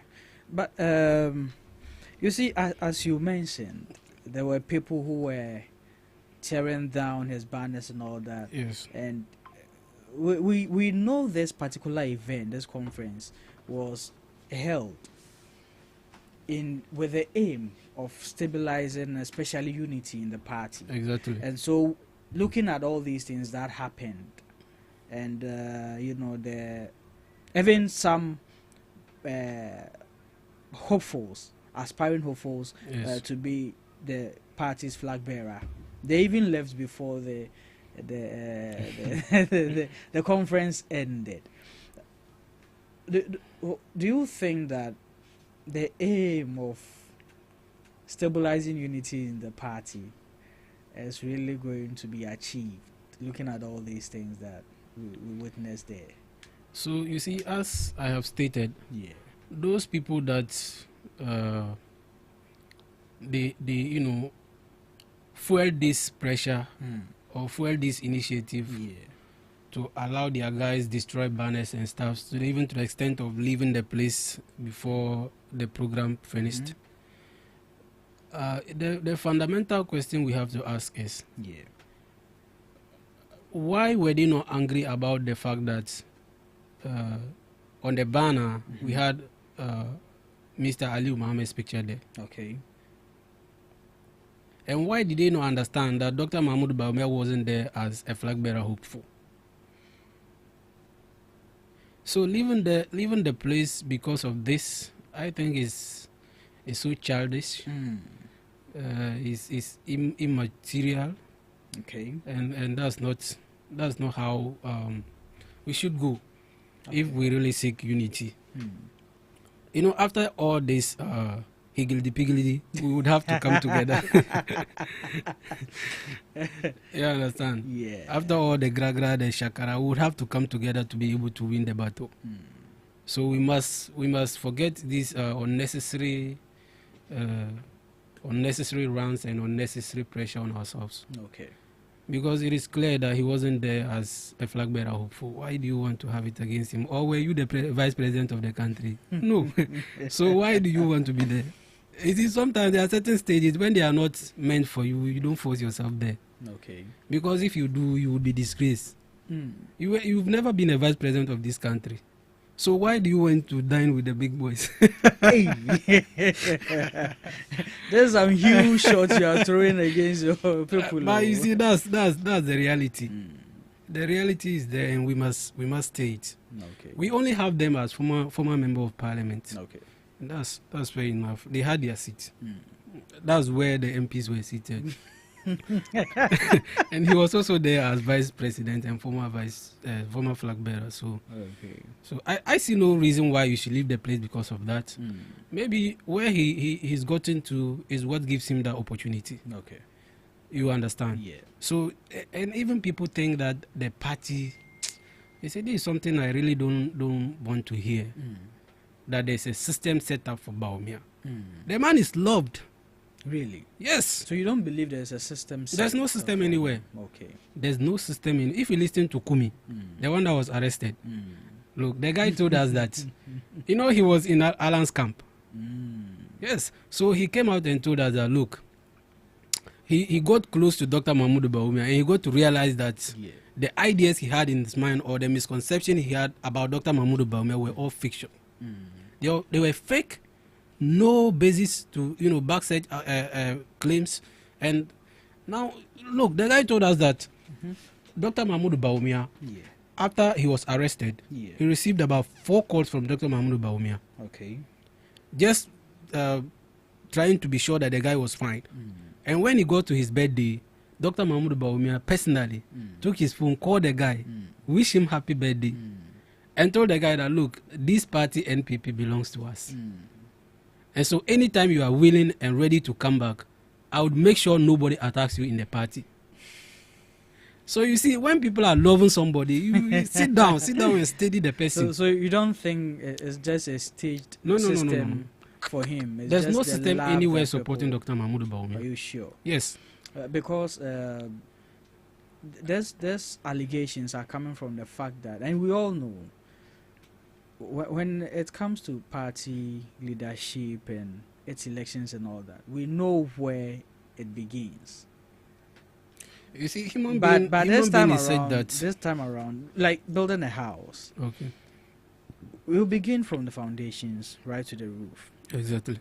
Now you are beginning from the roof, and the allegations here is that the same people who voted for Dr. Baumia to become the flag bearer then are still there.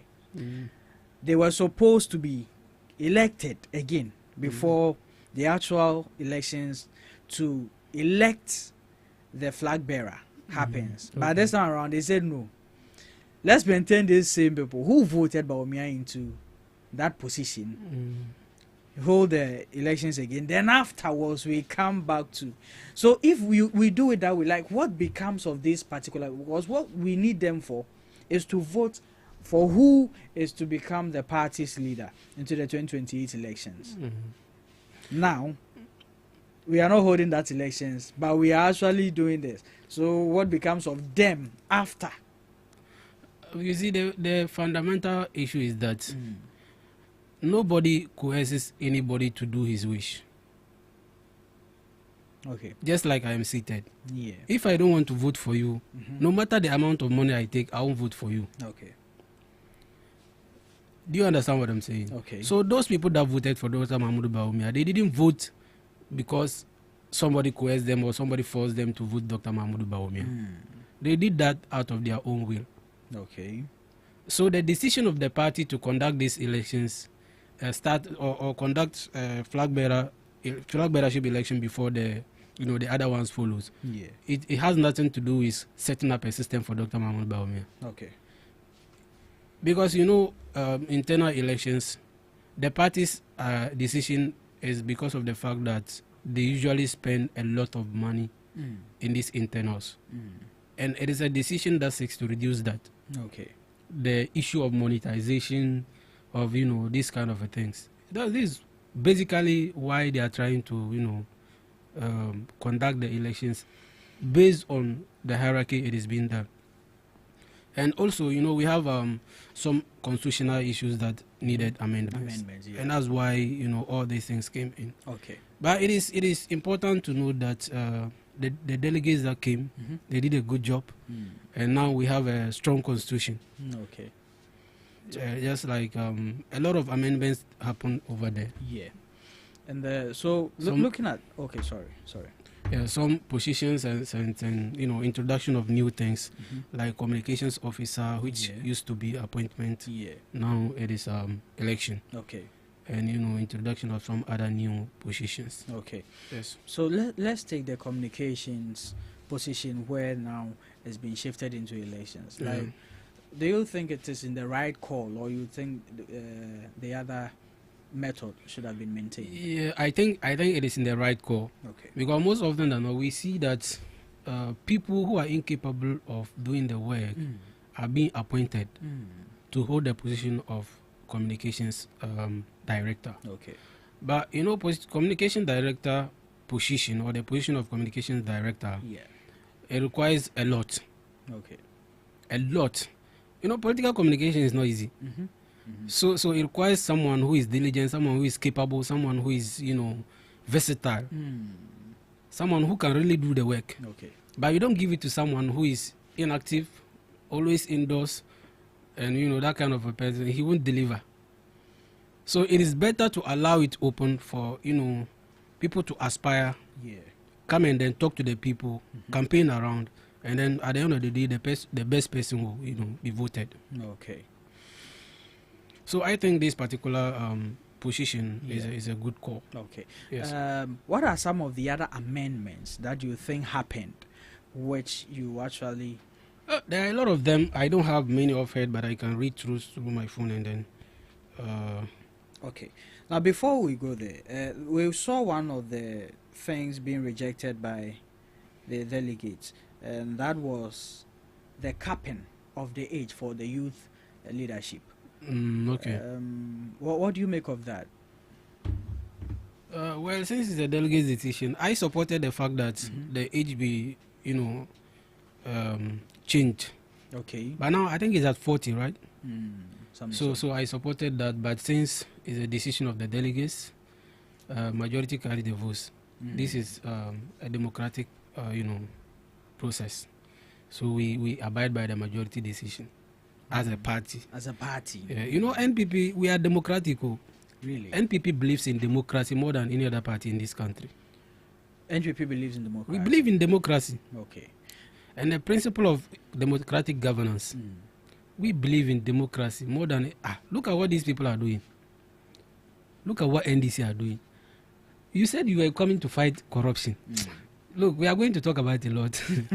They said they were coming to fight corruption. Let's just a month into office, Attorney General had discontinued. He entered nolly prosequi to discontinue 10 cases against his members. Let's not get into the NDC's government now. Today, let's pick the focus on your party's internal...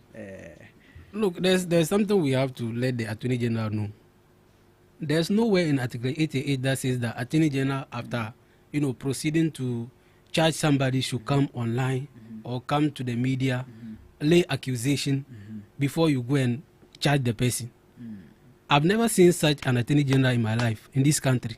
Okay. That an Attorney General, before you charge somebody, you come to the media, then you make noise about it, lay accusation, and at the end of the day, you don't even charge the person again. But what's this? See, I don't know. Maybe Ghana, we are having problems with appointing the right attorney generals, because the former attorney general also, we saw him have a phone call with the witness trying to influence the witnessing of that case. So I don't know. Maybe we should begin to elect attorney generals rather than appointing them. I believe it was doctored. I don't see. You believe it was doctored? Yes, that audio. I believe it was doctored. Oh, Razak. But what were the findings? What were the findings? Please. But we have. As I mentioned earlier, let's focus on the NPP's internal activities for now. And speaking of, NPP being democratic, as a party, this particular way of the hierarchy with which your people are now handling the leadership of the party, where now we are going to vote from top to down. Yes. Now, fairly speaking, have you heard your own people in disagreement of this? Like, fairly speaking. My own people, as in NPP members. Yes. Yeah, we have people that are against it. Okay. And those are the guys. They usually call them against for. Those are the against for. Okay. Those that believes that it is not going to inure to their benefit. Okay. There are those who are against this. Okay. But ideally, we take the decision and that's it. I believe it is the right call. It is good actually to start is changing the dynamics. To you can't keep doing the same thing and expect different results. Just like the Galamsey issue we have. We keep doing the same thing and we expect different results. That's not really what we're looking for. Okay. So changing the dynamics to ensure you have a good results, I don't see anything wrong with that. Okay. We are fortunate to have our other guests join us in the studio. The conversation is about to get heated. Fortunate for Razak, he has said all that will be combated already. So today he wouldn't have APB on his neck, but all the same, yeah. I know Dennis will do justice to some of the things that Razak said. But Dennis, my brother is becoming a late comer. Talk to them. Today, me, I'm not going to talk. Talk to them. Because they are empowered, they want to. Want to work. Welcome. But looking at the way they both entered together, don't you think they've plotted something against you? I mean, the other day I told my independent analyst, I told him that all your analysis are against the NPP, and they appear to be non-independent. Nice. Gentlemen, you're welcome. Thank you. We've been waiting for you guys. Munkwana all them home. Yende I say ni fans you know by yati. But yeah, once again you're welcome into the studios this morning. The conversations, I know you've been following it on your way here, and we've been on it with your brother in here, our own brother. Their party held some internal activity over the weekend, and some of the outcomes of it is what we are looking at. And one topic that we were on right now is the democracy, the democratic state of the NPP right now. Because, Ghana Talks Radio was there to cover the entire event. And some of the things that we realized was the fact that even some top dogs of the party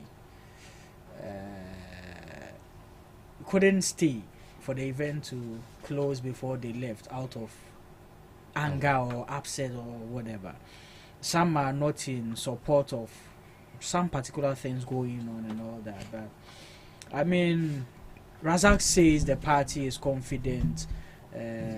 All that they've put in together is going to bring them to power in 2028. But Dennis, as an independent analyst on the fence, looking at all that is going on, what do you say about the happenings in the NPP right now? Okay, thank you once again for this opportunity, and happy to see my brothers once again, in good health. Sure.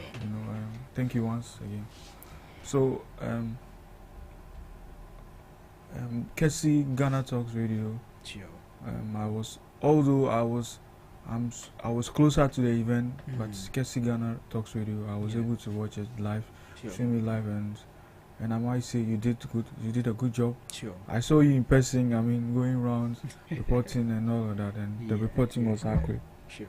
So and my own Kelvin Corti, he's an MPP member actually, but he's part of the scene that set up the whole.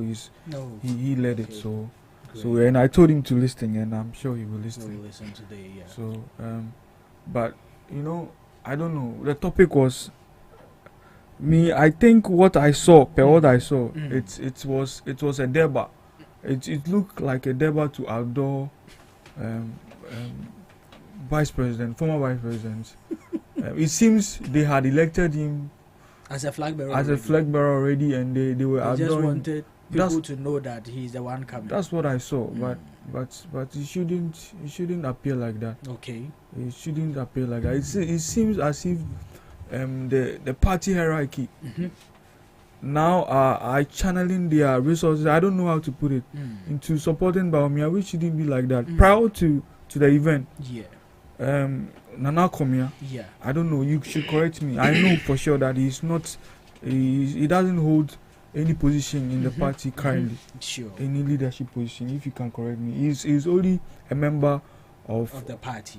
Of the Baumia campaign team. He was a member of the Baumia campaign team. But it appears to me that he was answering questions on behalf of the party structures, which was wrong to me. I mean, he shouldn't be the one. He was going ahead of Mr. Justin Kodia and the others. The party general secretary. And answering questions. So it appears from the onset, it appeared to me that there's something wrong. That these people, there's a grand scheme to, I don't know, to I mean, if you guys think he's that good and is the best of choice, I mean, give him a fair playground. Sure. Let it be a fair playground for all those who have the intent to contest. It shouldn't be like you carry all the party machineries and all the resources to back him. No, maybe you should ask him why he come at this conclusion. Based on what I saw, yes, and based on issue. Okay. No, based on I started by saying that I followed the program through and through. I was on grounds. Sure. And aside being on grounds, I monitored online via GhanaTalks radio. And I'm saying per what I saw, it was what you see. Yes, so we all accept that currently. Let's know what you saw that made you come at a conclusion. Oh, okay. he mentioned one. Just one, yeah. So that is one. Not okay. Prior. Okay, that's mine. Let's get more. Okay. So now you are doing my job. So we can be convinced. Carry on. I'm sorry about that, but no. I get you. I understand. But when you are done, I'll clarify. Yeah. Surely you can't. I mean, but prior, I've given you two examples. Prior to the me, I call it Deba to outdoor former vice president Baumia. Okay. Prior to that, Nana Komia, who holds no position, was there, and we know that he's in the camp of Baumia, was answering questions. I mean, that is not his job. Sure. You understand? Justin Kodia, yes, prior to that, he was the one answering questions. Okay. No, on the grounds. It something was wrong. That is not.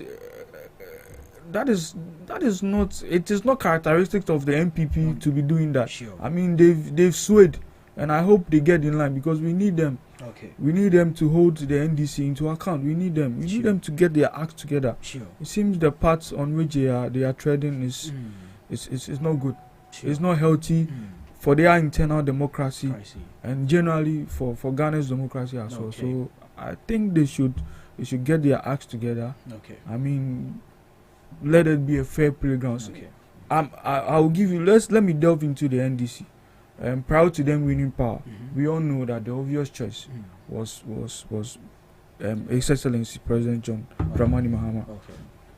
But the party made sure that in as much as it's the obvious choice, I mean, there was a fair play. There was fair play. So at least, I mean, if not for anything at all, there is precedent that you can copy from. I mean, you guys pushed Baumia down the throats of your delegates. I don't know. You guys pushed Baumia down the throat, and it was a disaster. You understand? So And I thought they are saying they want to change things and learn and be better. So, and you are still repeating the old same thing. Exactly what I was asking Razak before you came into the studio. I mean, you see, the party hierarchy, how they elect their leadership, they begin from grounds to top.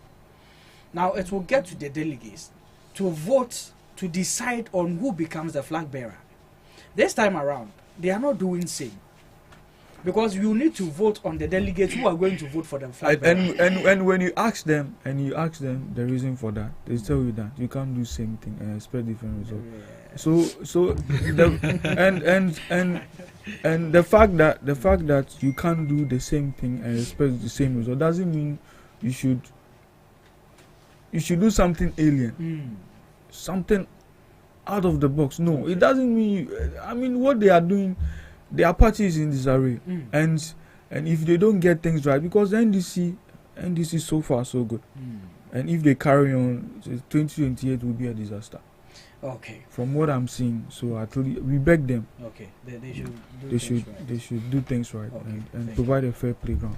Thank you. But what I saw, it was purely, I mean, it is reminiscence of when what I saw yesterday, Saturday, was a reminiscence of when Baumia was elected and they were adoring him. Okay, let me come. I don't know if it was a reminiscence of that. You see, I didn't see anything. I asked Razak about this particular thing, and Razak cleared it to me that all that we think is the party channeling some special treatment. But please, one thing, please, I don't know your constitution, but when you are in opposition, automatically who's the leader of the party? Chairman. Yes. So why does it appear that Baumia seems to be the leader of the party? I don't know. Is that how he appears, or how that's how? That is how it appears. On the ground, that is what I saw. On the grounds. Let me. So I was hoping that you would. Okay. I have what I asked Razak about this particular issue we're talking about, and Razak cleared something to me that it's not like they are giving any special treatment to Dr. Mahmoud Baumia, but he's being accorded with the respect of being a former vice president of the country who came on the ticket of the NPP. That is just it. So it's not like there is some special staged system in favor of him. That is what Razak said. Oh, Razak. Yes, exactly. Exactly. Okay, then prior to the event, they should have made it clear that in the outline, the program outline, we would delegate a time to accord special respect to Baumia. But you delegate conference, even with that, you would still have problem with it.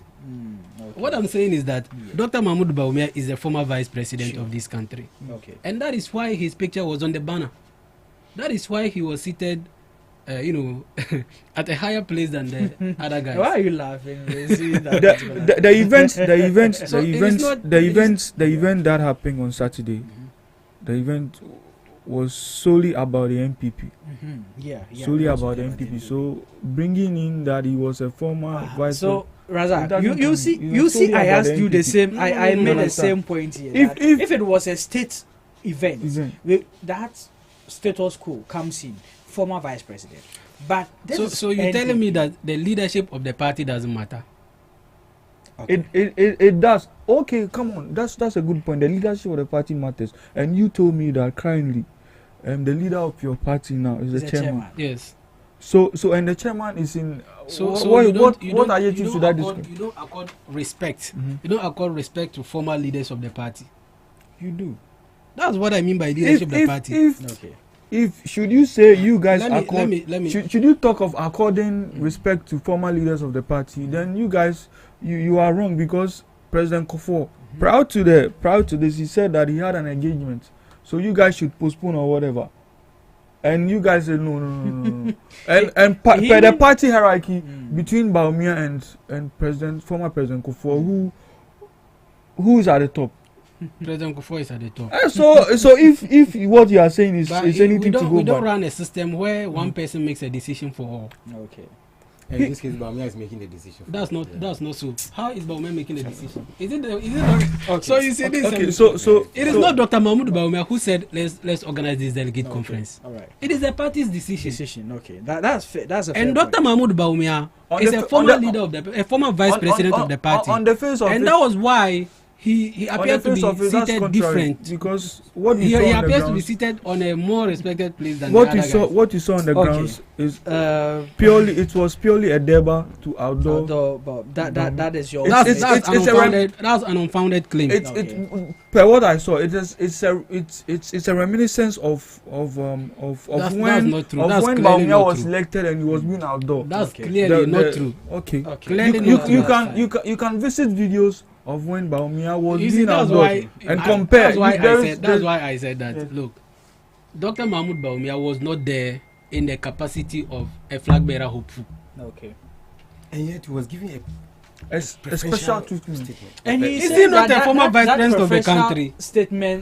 Treatment was because he's a former vice president of the country. It's okay. It's okay. Okay. But AP, you're on course now. Okay. So good morning. So you guys organize. Good morning to the 1 minute. You guys Dennis, organize. you are eating into everybody's. Yes. You guys organize a beautiful an event. Beautiful. And you guys made Baumia. The Baumia saga took away the beauty of the event. I mean, you guys should have done better. Okay. So good morning to our cherished listeners. Sure. I think whoever brought the idea or christened this very station, Ghana Talks Radio, in fact, the person has done so well because so far it appears to be one of the leading mouthpiece of the ordinary Ghanaian in Ghana. Thank you. The person has done so well. He needs to get some upgrade in salary and allowances. Yeah, he's done so well. So we are talking. Ghana Talks Radio, we are talking. Yeah. What is Ghana saying today? What Ghana is saying is that, you see, the destiny of this country must be in the hands of the youth and particularly the Ghanaian youth. Okay. From leadership to every sector, every facet of this country, we should see the youth taking charge. So, in any activity of any of these two political parties, must reflect the aspirations, the wishes, the dreams of the ordinary Ghanaian. Okay. So, with this statement, I'm asking, where do we want to go? Which direction are we heading towards? Okay. You see, I am NDC. I'll always want NDC to be in power for development. Okay. My belief is that it is only the NDC that can champion the cause of the ordinary Ghanaian. Okay. That is your belief. That's my belief. Great. But as human as we are, I have to averse my mind with the fact that absolute power corrupts absolutely. For that matter, I always pray that there should be a formidable force that can proffer alternative solutions which may be superior to the ideas or policies of the NDC. So I always pray that any other party that is formed out of the government, this very one, should be some, a viable party that can contest the ideas of the NDC. Okay. This makes decision making better. Okay. It strengthens our democracy. Okay. Yeah. So I was worried. You see, I came late. I was thinking, pondering over. So MPP, are you aware MPP is older than the NDC? In real fact, the MPP is older than the NDC. So if you find MPP in this disarray at this very time, It's worrying. Why do you think they are in a disarray? Do you know what? This very conference they went was hinged on the back of the work Makokwe did. Okay. So they were there to amend certain parts of the constitution. Okay. Ensure that whatever led to their abysmal performance in 2024 elections would be better, or in real sense you should cure the things that got them out of power. Okay. But you see, these people let me tell you something. I'll go back to Nanado. You and this man again. Do you know what? Nanado was able to strategically position the party to benefit him in government and out of government. That man, I think we should check properly. He should be a very intelligent CIA. You see, because the guy is very strategic. Oh, he comes from that background. I mean, that CIA background that the... Now I understand Please, why Razak says that your independence is biased. My brother, I would like to advise you to refrain from making an absolute statement in respect of these facts, because the CIA is a body people don't associate themselves with, especially Ghanaians, because we know what they have done. We know the how deep they have hurt Ghana before. Okay, so honestly speaking, it's appalling that you find MPP, the oldest party in Ghana, one of the oldest party in Ghana, because after they were formed, CPP also came. Okay, behaving like this. No, please get your facts right. Yes. UGCC. You know the name, and you can say you can trace. You that can is why trace I them said from that them. it is the oldest party. You can only trace it from the UP tradition. You can only trace it from the UP that's the point I'm making. Okay. The NDC cannot contest the fact that MPP is older than it. You understand? Okay. So you find Makokwe bringing out a report which necessitated this very, or which was the background or the benchmark for some of these things. Okay. You are going to, propose certain aspects of the constitution to be reviewed. Yeah. You accept, and then you ensure that you make changes. This is a simple exercise. Okay. That shouldn't have generated any public upheaval. But you see, we are all aware. Unless political pundits who followed this program, it was not even popular. It didn't make any news. He's lying. It was very popular. Oh, you, my brother. Proud to the a event stadium, and a on the capacity of 40,000. Oh, Is it 4,000 or 11,000. 11,000. Do you know one thing? 11,000, and the whole if place you want was to, if you want to check the veracity of my point, go on the social media platforms. Compare this very one to the previous ones. You find out this didn't make news. Not a lot of people heard this thing that MPP is going for so and so. So it should tell you that Ghanaians are discontent. You need to be correcting him. You need to be correcting him. He can't mislead your followers. Misleading. No, you are. See, in this aspect, you see, when you were speaking, you mentioned something that, per your observation, which Razak was also contesting that observation, and that's his observation. He said that from what but he saw, he didn't make it clear. My brother, whether I made it, don't stop listening to my time. The point I'm making is that this program was unpopular. A lot of people didn't even know MPP was holding such an event. That is not true. That is one. Two, the disaster. The only people I don't know whether you saw footages. One thing is that Ghana Talks Radio alone, we have over 30K on one of our platforms. That's just one of our platforms, not considering our particularly for this event. No, I'm speaking about something like these are the numbers we generate. Yeah. So if that's just one of our platforms, and we were there to cover, Are you telling me that? Because all our platforms covered. My brother, listen carefully. The Ghanaian, the ordinary Ghanaian, is not interested in what the MPP held there. What are they interested in? Get me straight. What are you saying? What are they interested in? What they are interested in? What they are interested in? No. These are oh my brother. How you will not allow me to make no, my point? No. How can we not?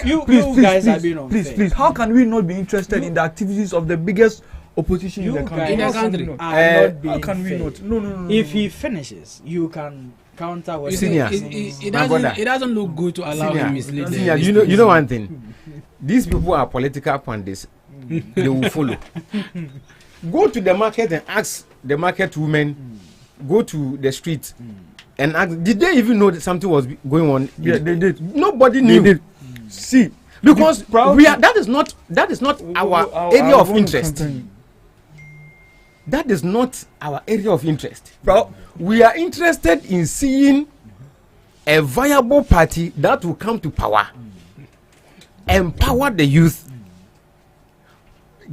provide us jobs, so we see progress in our lives. Okay. It is not what the MPP held there. Look, Nana B was complaining about certain issues, and you see, it was obvious that this program will end, this conference will end with a lot of backlash. You see, let's be honest and sincere. I was talking about Nanado positioning the party so well to benefit him in and after, out of power. Other than that, you are in opposition. You are going for a conference that will prepare the party for the internal elections, to produce somebody who will lead the party into an election, a crucial election. Then you give the former vice president, who obviously will be a candidate, preferential treatment. When you know very well the others too would like a platform to also showcase themselves. Whoever made that decision thinks that he's doing it for the good of the party, but it's a parochial interest. You see, the NDC may have also done same in the past, but it wasn't obvious like this. They were not smart enough to ensure that, first of all, it's obvious. Bawumia led the party into 2024 elections. At least he still has some grounds in the party. But when you are backing him, it should not be so plain, so obvious that people will know that already every activity the party will organize will go to serve the interest of Bawumia. When you know that the others to see themselves as capable people. Okay. So it is wrong. You see, these people, they are not serious for power. They are not serious for power. When they are serious for power, they will always impute the desires of their grassroots into everything they do. You see how they are starting the programming from above. There were two proposals that were vehemently protested because they saw that you want to give the power of the grassroots away to regional executives, not constituency. Then people is not. You see, honestly speaking, I think we should come over a round table, discuss how we can overthrow, or in fact, delete this very crop of MPP leadership. Or can we throw the party away? That's not a fair statement to make. No, because listen, you are in opposition. You are planning to come to power. You are planning to come to power, and you organize such a thing of a conference. That is supposed to produce a presidential candidate for you. Whose interest are you serving? Are you serving the interest of the party, or you are serving a certain interest of individuals? No, look. Okay, thank you. Honestly speaking, they have to get serious. Other than that, the 38%, trust me, Okay. it will go down. Thank you. All of us have had our shares on this particular issue, so it's just a If rebuttal. First of all, factually, NPP got 41%. Hey. From EC. But Where did you get that's your what the numbers? AC says. That's what the AC says. Where did you get your That's what the AC percentage? says. God. That's what the AC says. That's Then why we I said can't- factually. Is she in office? Come Is she still in office? Oh, come on. The NPP Have you suspended the AC too? I'm sure Has this the one- NDC suspended the AC that we don't know about? You see, the only thing the Has the NDC will NDC fail Ghanaians suspended at the AC? is not sack this woman. Oh, okay. But they haven't sacked her yet, so she's still in power. She has started again. Yeah, so factually, NPP has 41% in the last elections. And also, I want to give a scenario. Okay. You have a program that is meant for former vice president, or let's say former president and former vice president. Okay. Would you ignore Dr. Mahmoud Bawumia in such event? It's a question. No. You definitely will not. Okay. But in this instance, we have a program, and then you have a former leaders attending the program. You made a provision for former leaders to have their own place, their table. Okay. And then you have your MPs. The provision for MPs too comes in. If you're not a former vice president or former president of the party, are you going to be at where you are a former vice presidents are supposed to be? No. Okay. So why do you see this as, a form of a system that is being set up for Bawumia? Clearly not so. Dr. Mahmoud Bawumia was there because he's a former vice president of the country. Okay. That's why he had that seat. Okay. And it's something you cannot take from him because he was a former vice president. All the rest weren't. Yes, So the other guys were not vice president. So they can't be there.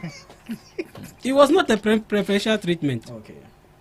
He was not there in the capacity of him being, a presidential hopeful. No. Okay. And what happened over there? Look, I tell you, it was one of the most laudable idea. It was one of the most marketed and the most popular event because you could see outside the park. Come and see the numbers. You were there, and inside the park itself. That tells you the kind of zeal the people are, looking forward to getting NPP back to power. Okay. And you could see when Dr. Mahmoud Bawumia came out, man, the man is going to be one of the best president we are going to have in this country. Okay. He spoke about unity after this what he told us. You could see the sign Kennedy Ajapong gave, the signs he gave, and Dr. Bawumia's signs. This is what Dr. Bawumia gave, sign of unity to drive the party forward. Okay.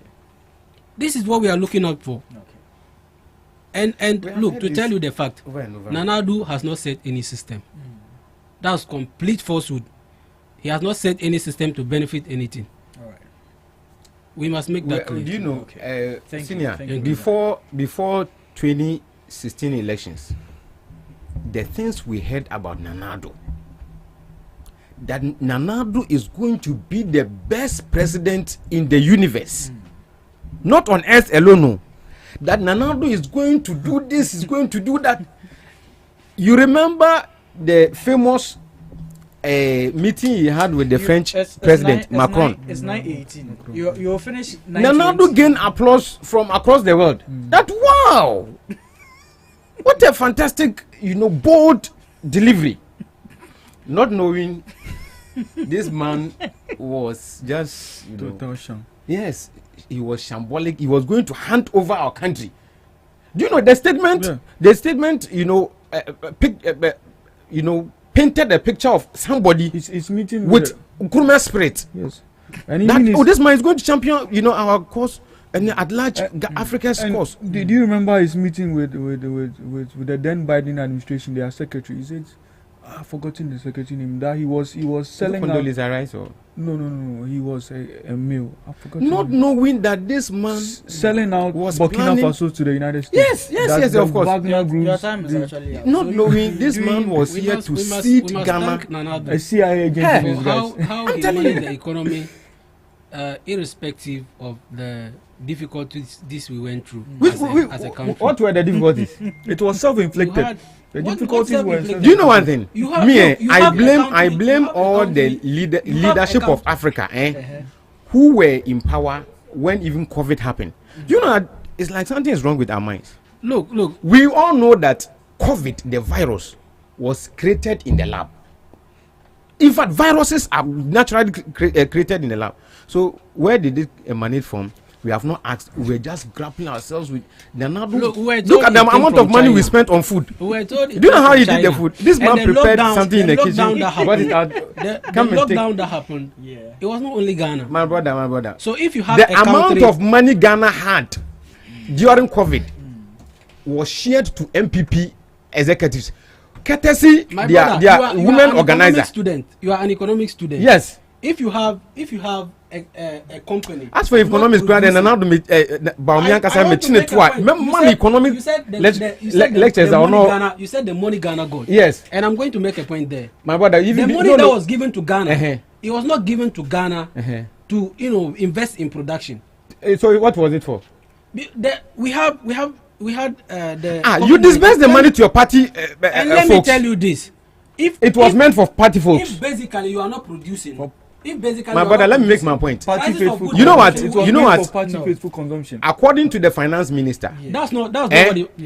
That was Ken Ofrata. That the monies were so sufficient to the extent that our budget, we had budget surplus. We recorded budget surplus. That the money actually helped our budget. Okay. So what difficulties are you saying? You see. Honestly speaking, there should be a day we will have to sit and talk about Nanado, his history. The guy is so great. Look at a country like Ghana. In one stance, when I say he's great, you know what I mean. He's a great man. For you to go before Zelensky and tell him that we need grains when you know he's fighting war, Charlie, we have gone through a lot too. That's fine. This is factual. You just come and say anything. Are you not in this Ghanaian? This man is not a Ghanaian. I've been telling you. He's not a Ghanaian. But you see, I asked a question. One of the party leaders of the NPP, former party leaders, during the conference, and the response I got was, during the interview, I asked him that this event that you are carrying, and I think I even asked Miracle the same question during our interview. I asked him that this particular event is being held at the back of Professor Michael Quay's reports. This particular report also wasn't made public even to the party people. So how then do you decide on the things to work on? Razak, I'm not making sense here. You are making absolute sense. Now, Dennis, as a political analyst, you are to give an advice on a particular report. The report is not given to you. How do you then give that advice? How do you decipher?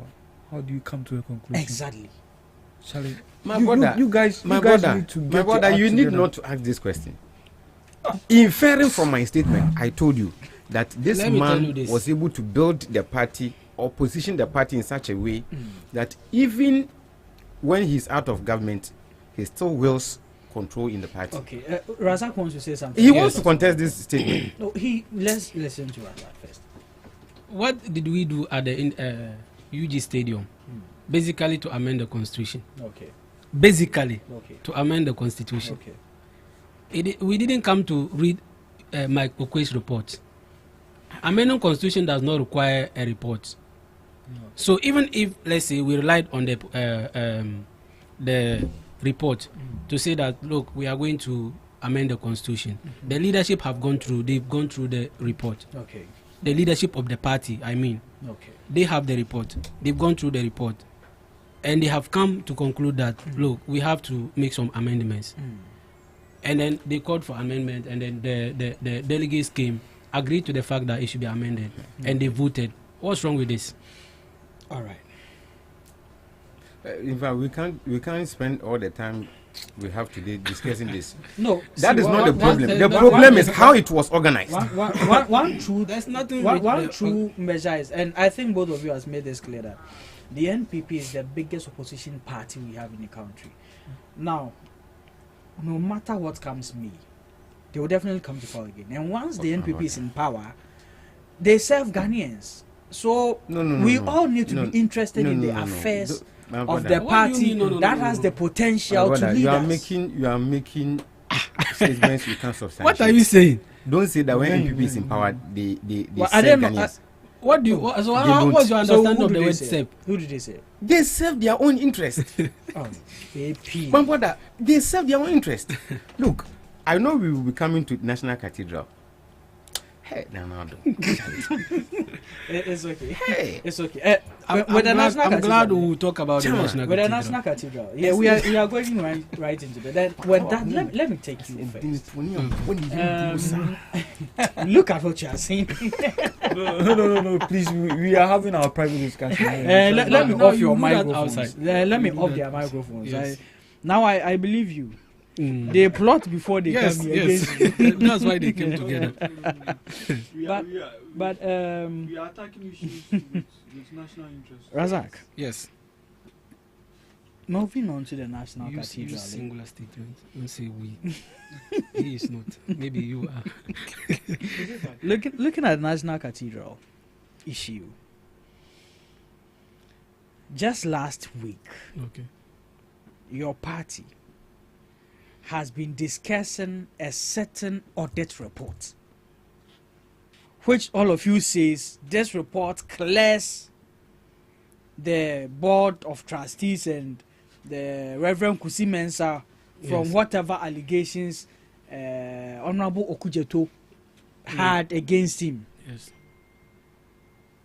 Fast forward to last Friday, Deloitte comes out with the official audit report. Official. So who did Nanado contract, or who was contracted? It was same Deloitte, an international firm. So is it not an official report? But your statement seemed to suggest that the first report wasn't official. That's the first report. Who brought it? Where did it come from? The first report started, I think the audit process started in 2019 or so, way back in 2019 or so, or even 2020. Can't really place the date. Okay. But it started under Nanado's regime, the audit. 2019. Yes. And you see, people don't understand why the National Cathedral had to stop. The basic issue is that the Christian Council and the Ghanaians at large, they requested for an audit into the finances of the National Cathedral. Okay. And before the audit could be done, they needed to stop work. That was why the cathedral stopped, for the audit process to get through. Razak. And look, let me tell you this. Let me tell you this. Okay. The National Cathedral is incorporated in Ghana as a company limited by guarantee. So ideally, you cannot say it is government property. You see, you must understand what I'm saying, because this is not something you just take it through politics.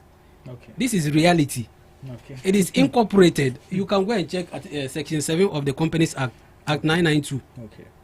You understand what I'm saying? I get you. So the basic or the sole funding is the Ghana Museums and Monuments Board, which is government agency.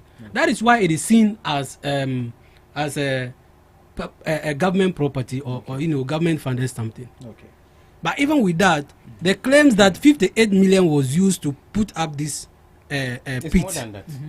Pit 98 million. is factually inaccurate. Okay. So Because I've never seen a document from Parliament or a document from any government approving the funds.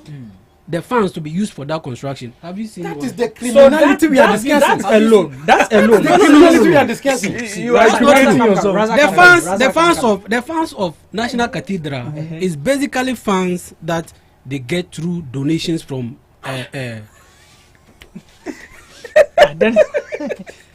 No, you guys are not being fair. I'm Off their the- mic is off their mic. Yes, Let me flow. flow. You're not being fair. Why are you talking like Flow. Why are you doing that to Flow.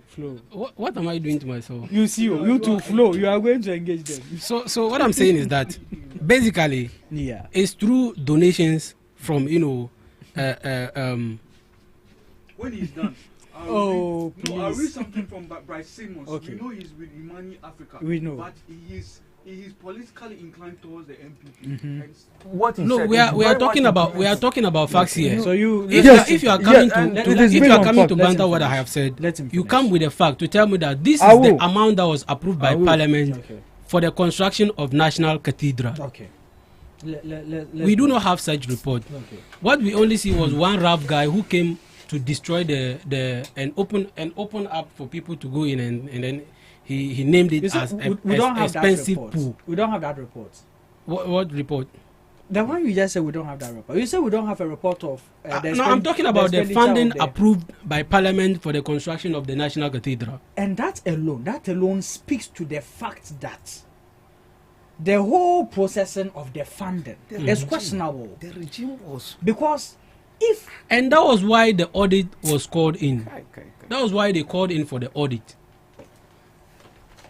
So you cannot factually Calling say, for the you audit cannot even factually came from say the that minority, government the then minority. or the government through Parliament has approved money for the construction, or the government has used some amount of presidency. So I who heard used the money? Like who used the money?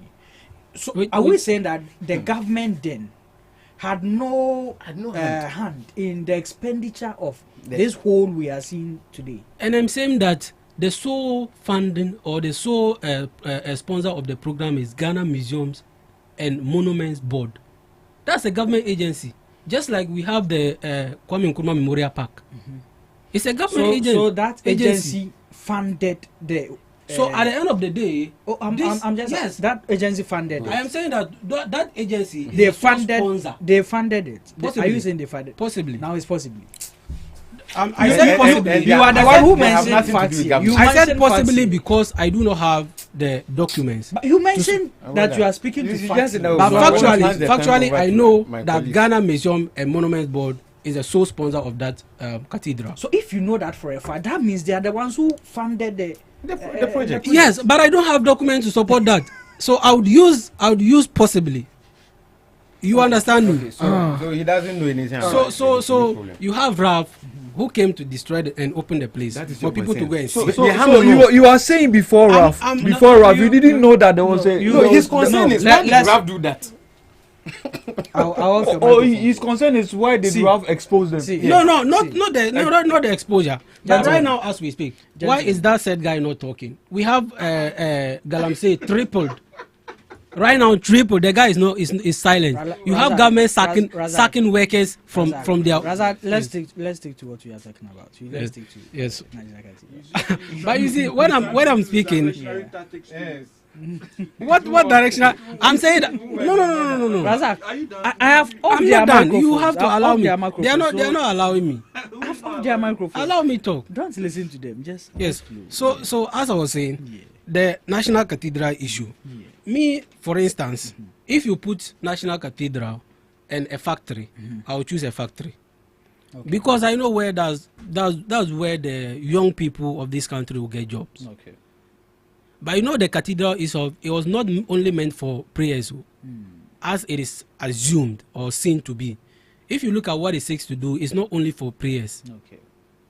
You understand? Okay. It's just to serve as, let's say, a tourist site or something like that. See, Razak, the thing that is why it comes under Ghana Monuments and Museums Board. Your time is almost up. But the question I asked there, you are here to answer me. I said that. Now we are dealing about the conflicting reports today. We are not even dealing on the report itself. The conflicting reports is what. Today we have Deloitte's official reports on the National Cathedral and its expenditure. Last week, the NPP was speaking to the fact that they are validated because I'm coming. You coming? To make a quick point. So we all agree. Even with the report you're talking about, we have. Please allow me. I want to make. I have a report here that says that National Cathedral books are clean.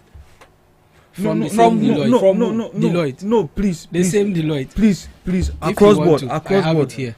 Across board. We all agree that Deloitte is a credible auditing firm. You all agree to that, okay? Because in my submission, I will use their report to make my submission. So I want us all to agree to that. We all agree to that. That's fair. That's fair.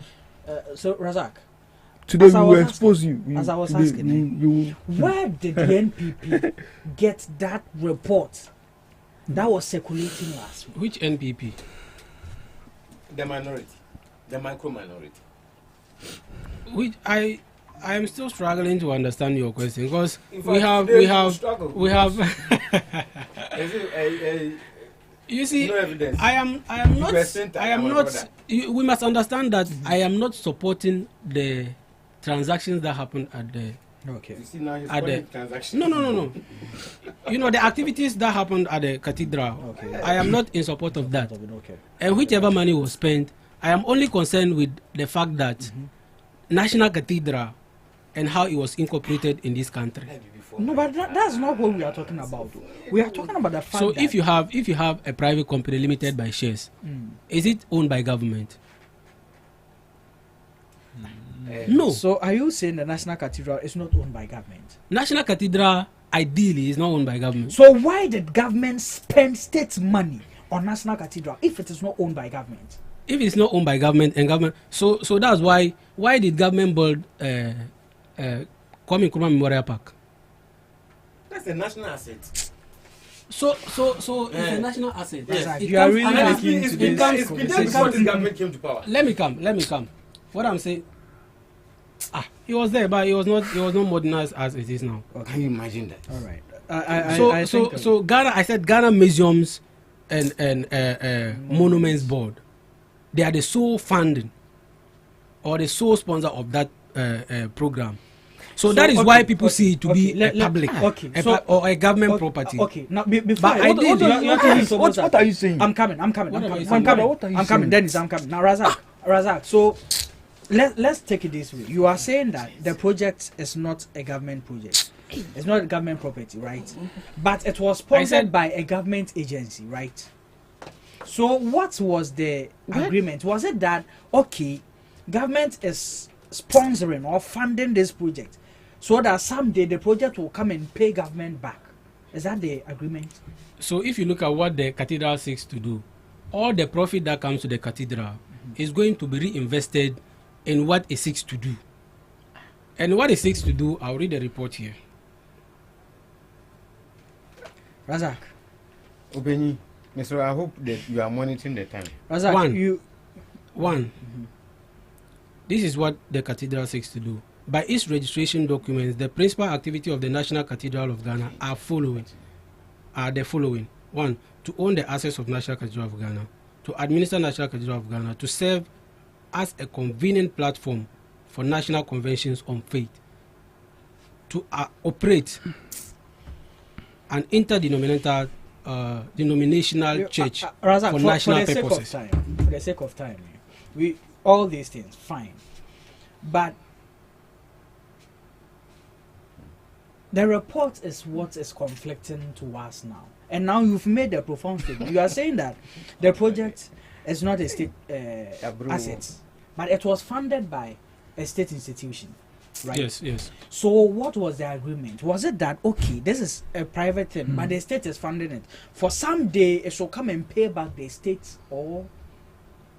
So I don't have privy to a lot of these stuff, as in whether or not there was a clear written agreement to the contrary. All right. Okay. That's fair. Yes.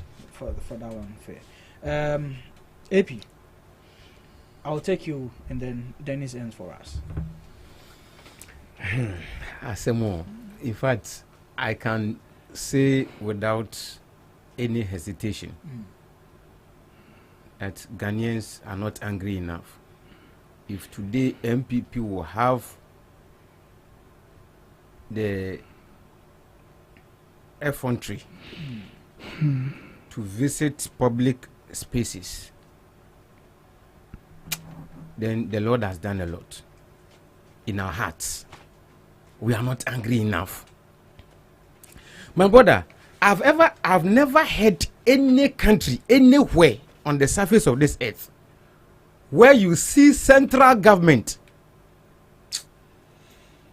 pursuing a direct religious, obligation,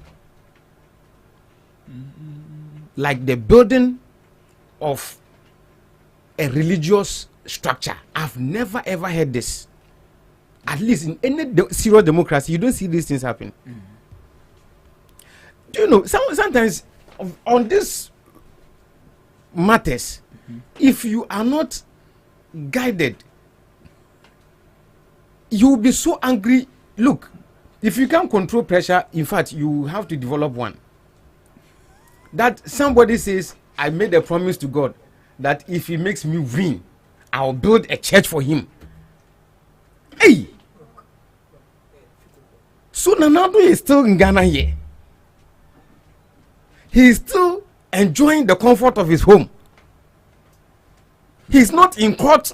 He is not in Isawam. He's not in any confinement. What is happening? You see, the aspect of our constitution that says presidents are not liable for any this thing arraignment of before the court. They have to repeal that provision. That I made a promise to God, if he makes me win an election, I'll build a church for him. Then this man started building a church from the purse of the ordinary Ghanaian, from our taxes. My brother, if you know the plethora of public needs, the conundrum Ghanaians face as a people, sovereign people, till today, we are grappling with water issues, and it's not born out of one presidency, but it has been a colonial, canker that gradually we have to be solving them. Go to the hinterlands, you find animals and humans drinking from the same source. Till today, we have schools organized under trees. Even in Greater Accra. Look at the sicknesses, the pandemics that people in the hinterlands face. Common malaria killing. My brother, as a country, we know the common disease, the common sickness that affects our people. Okay. One is kidney. Go and act. Hey, so is this a country that in the whole of Ghana? You see, you have the NDC shouting in opposition, and in government they do otherwise. So you should know that I am speaking. I'm speaking not as an. Ibrahim, who is my the brother, minister for local government. Please close his mic. That if he has money, he will continue. I am making a point. He is a minister. That if he had money, he would continue with the national cathedral. Senior, you see, I am not being partisan. I am not being partisan here. Okay. I'm speaking with passion. I'm speaking with passion. Okay. Look, as a Ghanaian, with all the resources God has blessed this land with, if patients of kidney sicknesses cannot afford a treatment, if people with kidney will have to go and line up for dialysis, do you know how much? Look, the most expensive dialysis machine should not cost more than $15,000. Should not cost more than $15,000. Okay. My brother, let me tell you something. My late father, may God be pleased with his soul. Sure. He had a brain tumor. I'm speaking live on air. I'm saying this on authority. Yeah. Then we went to Kwalebu. They told us that we have to make an advance payment of 100,000 cedis and we'll be on a waiting list for 1 year. After the 100,000? Yes. Wow. We will be on a waiting list for 1 year. Do you know that I thought, maybe because we are coming from a humble background, there's no money. That's why they are making this. No. Not long before that, I was watching TV. A doctor, a medical doctor from Kwalebu, was working there. He was on TV saying that his sister had the same condition, and he has to wait for 1 year. Wow! This is the conundrum we are facing only in the health sector, and this is minute aspect of it. So they aren't professionals, they aren't the structures to even take care of brain tumor. Do you know? Let me tell you something. People are getting this stroke. Yeah. Do you know that it's not stroke? I'm telling you that more than 80% of these things that we record as stroke is not stroke. What is it? I got to know this from a German trained doctor that was seeing to my father's. He told me that, look, this thing is not stroke because you find one part of the body paralyzed. So what happens is that when there is a tumor that has closed the veins, the blood goes, it hits, it comes back. So because the other part is deprived of the blood flow, then it dies. Then you think that this is stroke. It's not stroke. It's brain tumor. So that's why people will be giving you stroke medication. They will be giving people, and it will never get cured. It's brain tumor. We don't have this. We don't have the capacity to even solve some of these things. Kidney. Look, malaria kills, faster than any in Ghana here. Yeah. Why should malaria be killing us? Why? We have not solved all this problem. We went and sank $98 million in a pit. Now, even if the $98 million could raise a church, excuse my French, pardon me, is this not stupidity? That with all this quantum of problem we are having as a nation, we are interested in building a church. Are we sick? What's wrong with us? Hey, honestly speaking, I am not talking to Oli Nanado or the MPP. I'm talking to any Ghanaian leader. They should take the Ghanaians serious. Because one day, if we fail, if as political class, as political students or political people, if we fail Ghanaians to the extent that they cannot bear with our stupidity, we will not exist again. Be some look, serious revolution. It will when it rains. Look, a simple matter of you engineers. Hey, I'm even talking big. Go to our schools. The curriculums. There's no modernity. There's no revision. We are still using the old. And it's my brother. What is wrong with us? Okay. You go and read this law, business law, Khalil versus Kabbalic, some unnecessary things that modern law or case studies have come to wipe the validity and necessity of all those things. We are not revising our curriculum. We read to commit things into memory, but it is not aiding us in solving problems. All these things are there. Common computers. Look, we have a lot of problems as a nation. So if you find an African leader interested in building a church, something should be wrong with people's mind.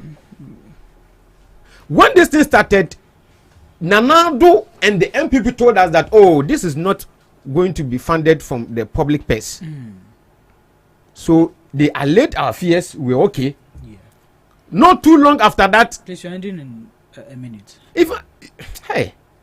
Not too long after that, we realized that public funds, the taxpayers' money was going into this thing. Until the minister himself came to admit, finance minister, Kenofata, that it is true. There's money that is coming from the state, and we are pushing money into it. And look at how the embarrassment that was caused the clergy. In fact, do you know one thing? Our problem is the politician having allies with our spiritual leaders. Okay. My brother, I don't know. The time is too small to talk about this matter. Shall I mean, why? That is why I always tell, when I come here, I tell Ghanaians that look, every Ghanaian should pray that we don't get anybody with the resemblance of Nanado. It's okay. Anybody who has gotten political tutorship or tuition from Nanado, the MPP should reject the MPP. I'm talking to the MPP grassroots. They should reject such a person. Okay. Thank you. If anybody would do serious business with Ghana, that is in the unlikely event the person comes to power. Okay. Should be maybe Japan. But the likes of Bamia. He's not being truthful.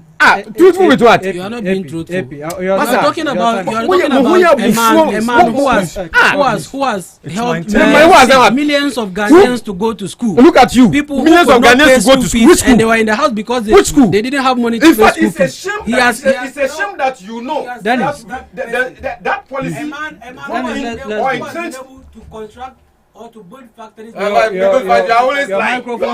Your microphones are out. Please tell my brother, tell my to one. Okay, please can I come in? You are sure to go. Something quickly crossed my mind to buttress the point that my brother was saying that no disrespect to His Excellency the former President Nana Akufo-Addo, that we shouldn't have anyone in resemblance of Akufo-Addo near governance again. It's true, because is it association of teachers or what? They are proposing for an enactment. Yeah. To bar any government take off the PTA. Yes. Yeah. I mean, why would you in the wildest of your dream? I put it on the desktop of Nanado that he is behind it. Why would anyone think of throwing away PTA? Anyway, let me come back to the national cathedral issue. So we all agree universally. Or make it in life. Don't be a teacher. So universally, we all testify to the credibility of Deloitte. So I read something here from Bright Simmons. Okay. We all know that he's aligned to he's both an NPP sympathizer. To Imani Africa. He works with Imani Africa, but we know that he sympathizes with the MPP strongly.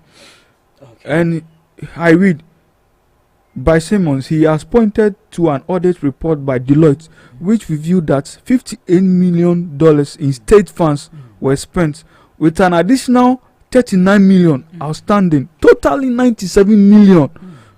So the initial $58 million was false.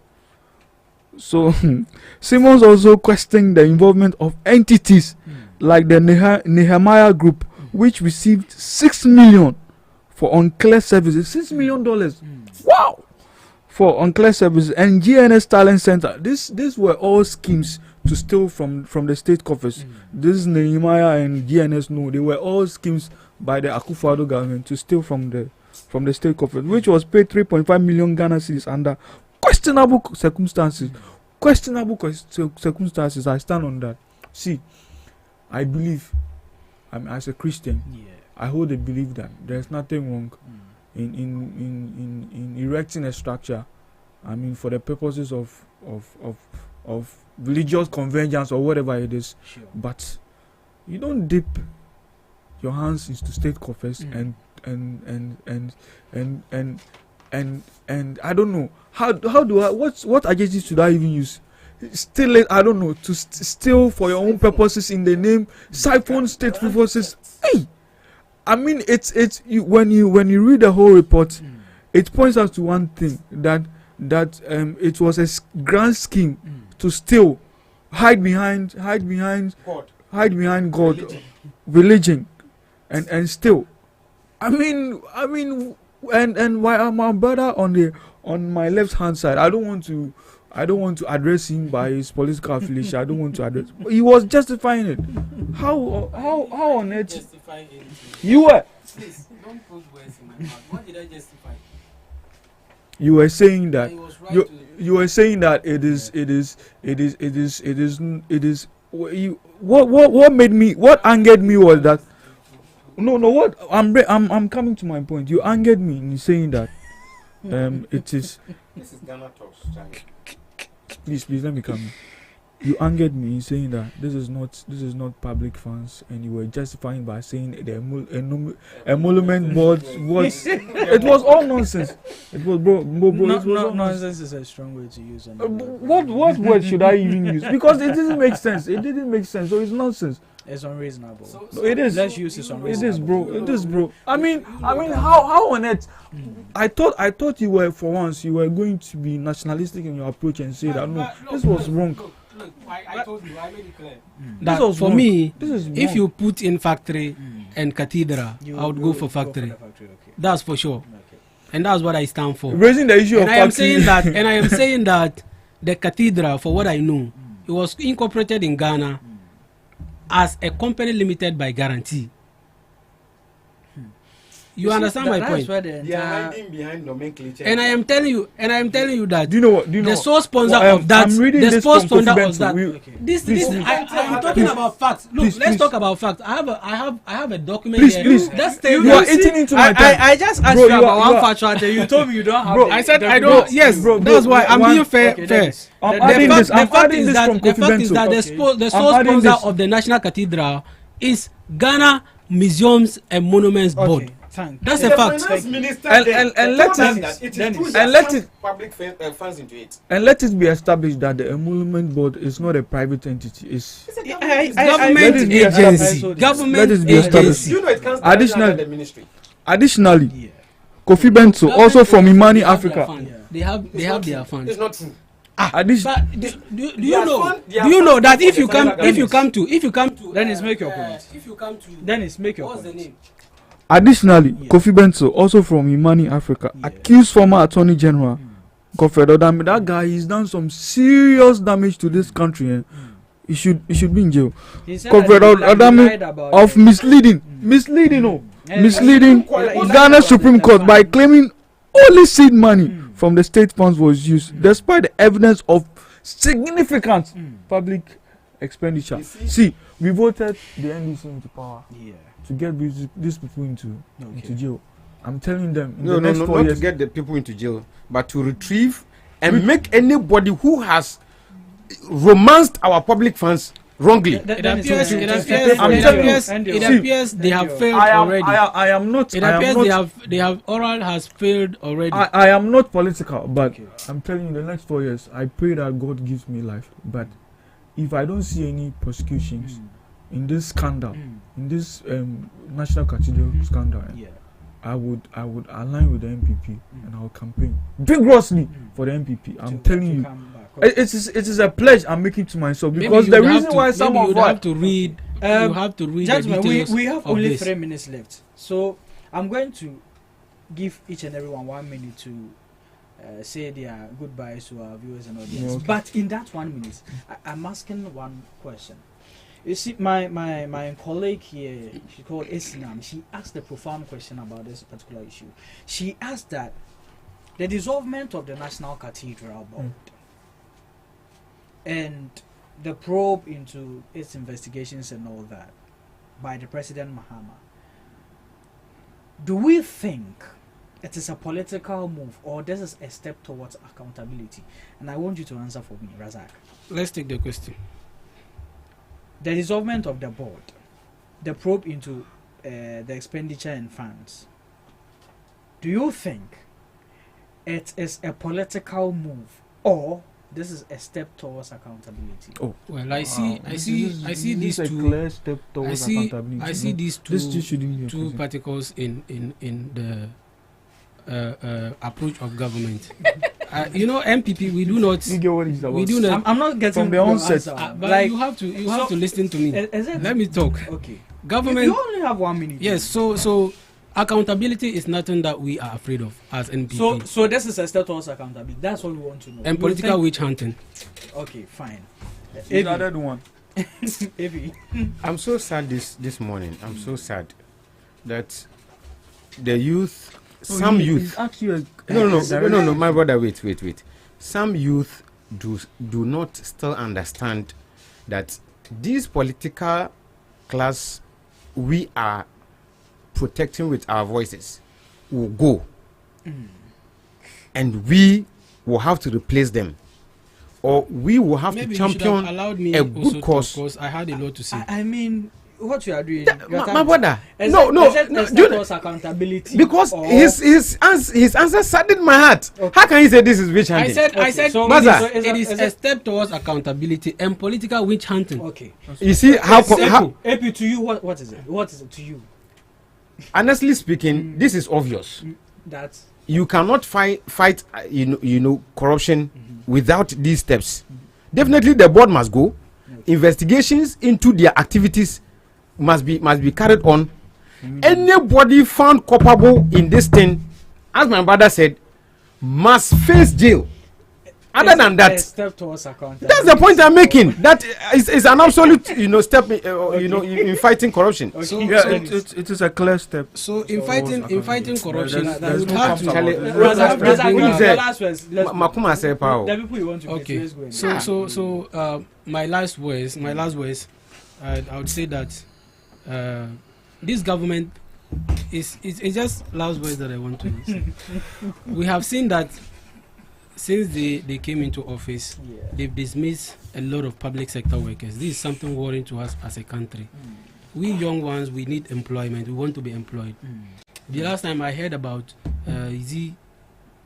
some 20 or is it 13,000 or so workers has been dismissed, including GRA, SNIT, all these agencies. Government should rethink about this decision. Okay. It is not fair. As a young man like I am, or as I am, I want a job. Okay. I'm looking for a job. Ghanaian, so we are saying that look, government should stop this and then reverse his decision. Okay. GRA workers are crying. Find job there. Okay. So my last words. So that was your last words. I want to just conclude with that one. Okay. You see, the government came that they were committed to fighting Galamsey. Galamsey is a worrying issue in this country. Sure. They said they were going to fight Galamsey and stop it within a week. It's been 7 months and we have not seen any changes. And to tell you the fact, I'm scared, I'm worried because today Galamsey has tripled. The rate at which it was happening now is about 3 times. And to the extent that we have top guys in the NDC doing Galamsey. Okay. It is worrying. And you see, those independent voices, we are calling on them. They said neutrals all the time. They should try and then talk for us. We won't have something They should warn the government. All right, thank you. Epi. My regards to every person listening to us. Okay. We have come a long way as a country. Sure. I would like to state that sometimes our public discourse should be centered around positive things, or the talks about Ghana should be on the table, should be the main thing driving our discourse. Sure. We are going through a lot as a people. We need courageous leaders, leaders who will not cede our country to foreign interest. Okay. So on this note, I am, patting His Excellency John Dramani Mahama on the back for showing the way. In fact, he is a complete scholarship of politics and leadership. Okay. That everybody aspiring to be a leader, he should learn from the traits, the handworks, the brilliance of His Excellency John Dramani Mahama. I have been saying this. That man is born a president. Okay. There's nobody born a president like Kwame Nkrumah and John. Look, one day I think we have to discuss Ghana before independence and Ghana after independence. Sure, I think we should find a Saturday. Yeah, we'll do that. Because you see, until we are able to know this history, we will not understand why one political party is causing us a lot as a people. It's okay. Since our inception, I'm telling you, it's okay. My brother, okay. You see, my last statement: Ghanaians should averse their minds to these facts. Anytime MPP is in power, anything they do, it doesn't last. Okay. Trust me, any policy they put in place, it will come with a lot of challenges.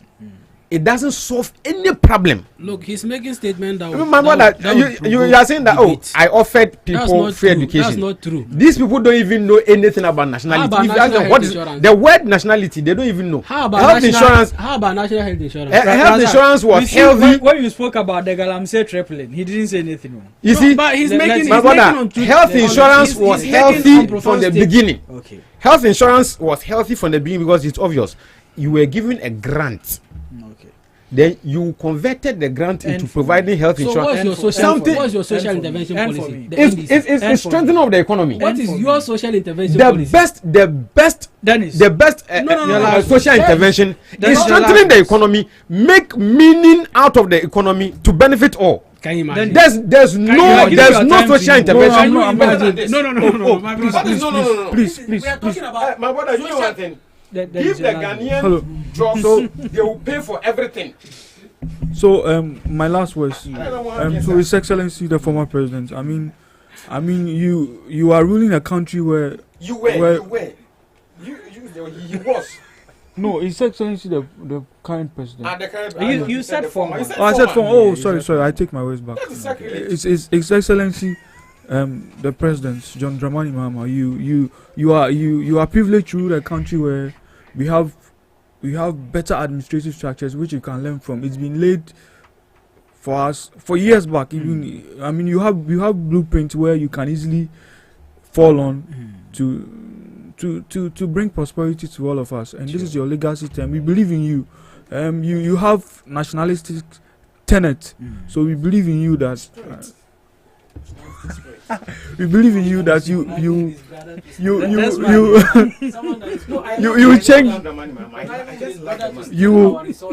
change the fortunes of this country for the betterment of all of us. It's not nationalistic. We all know John Dramani. Devoid of party politics. We all know. John Dramani, he has brains, he has the brilliance, intelligence. We thank our audience this morning. Anyone. The guy is a fool. He's as a politician.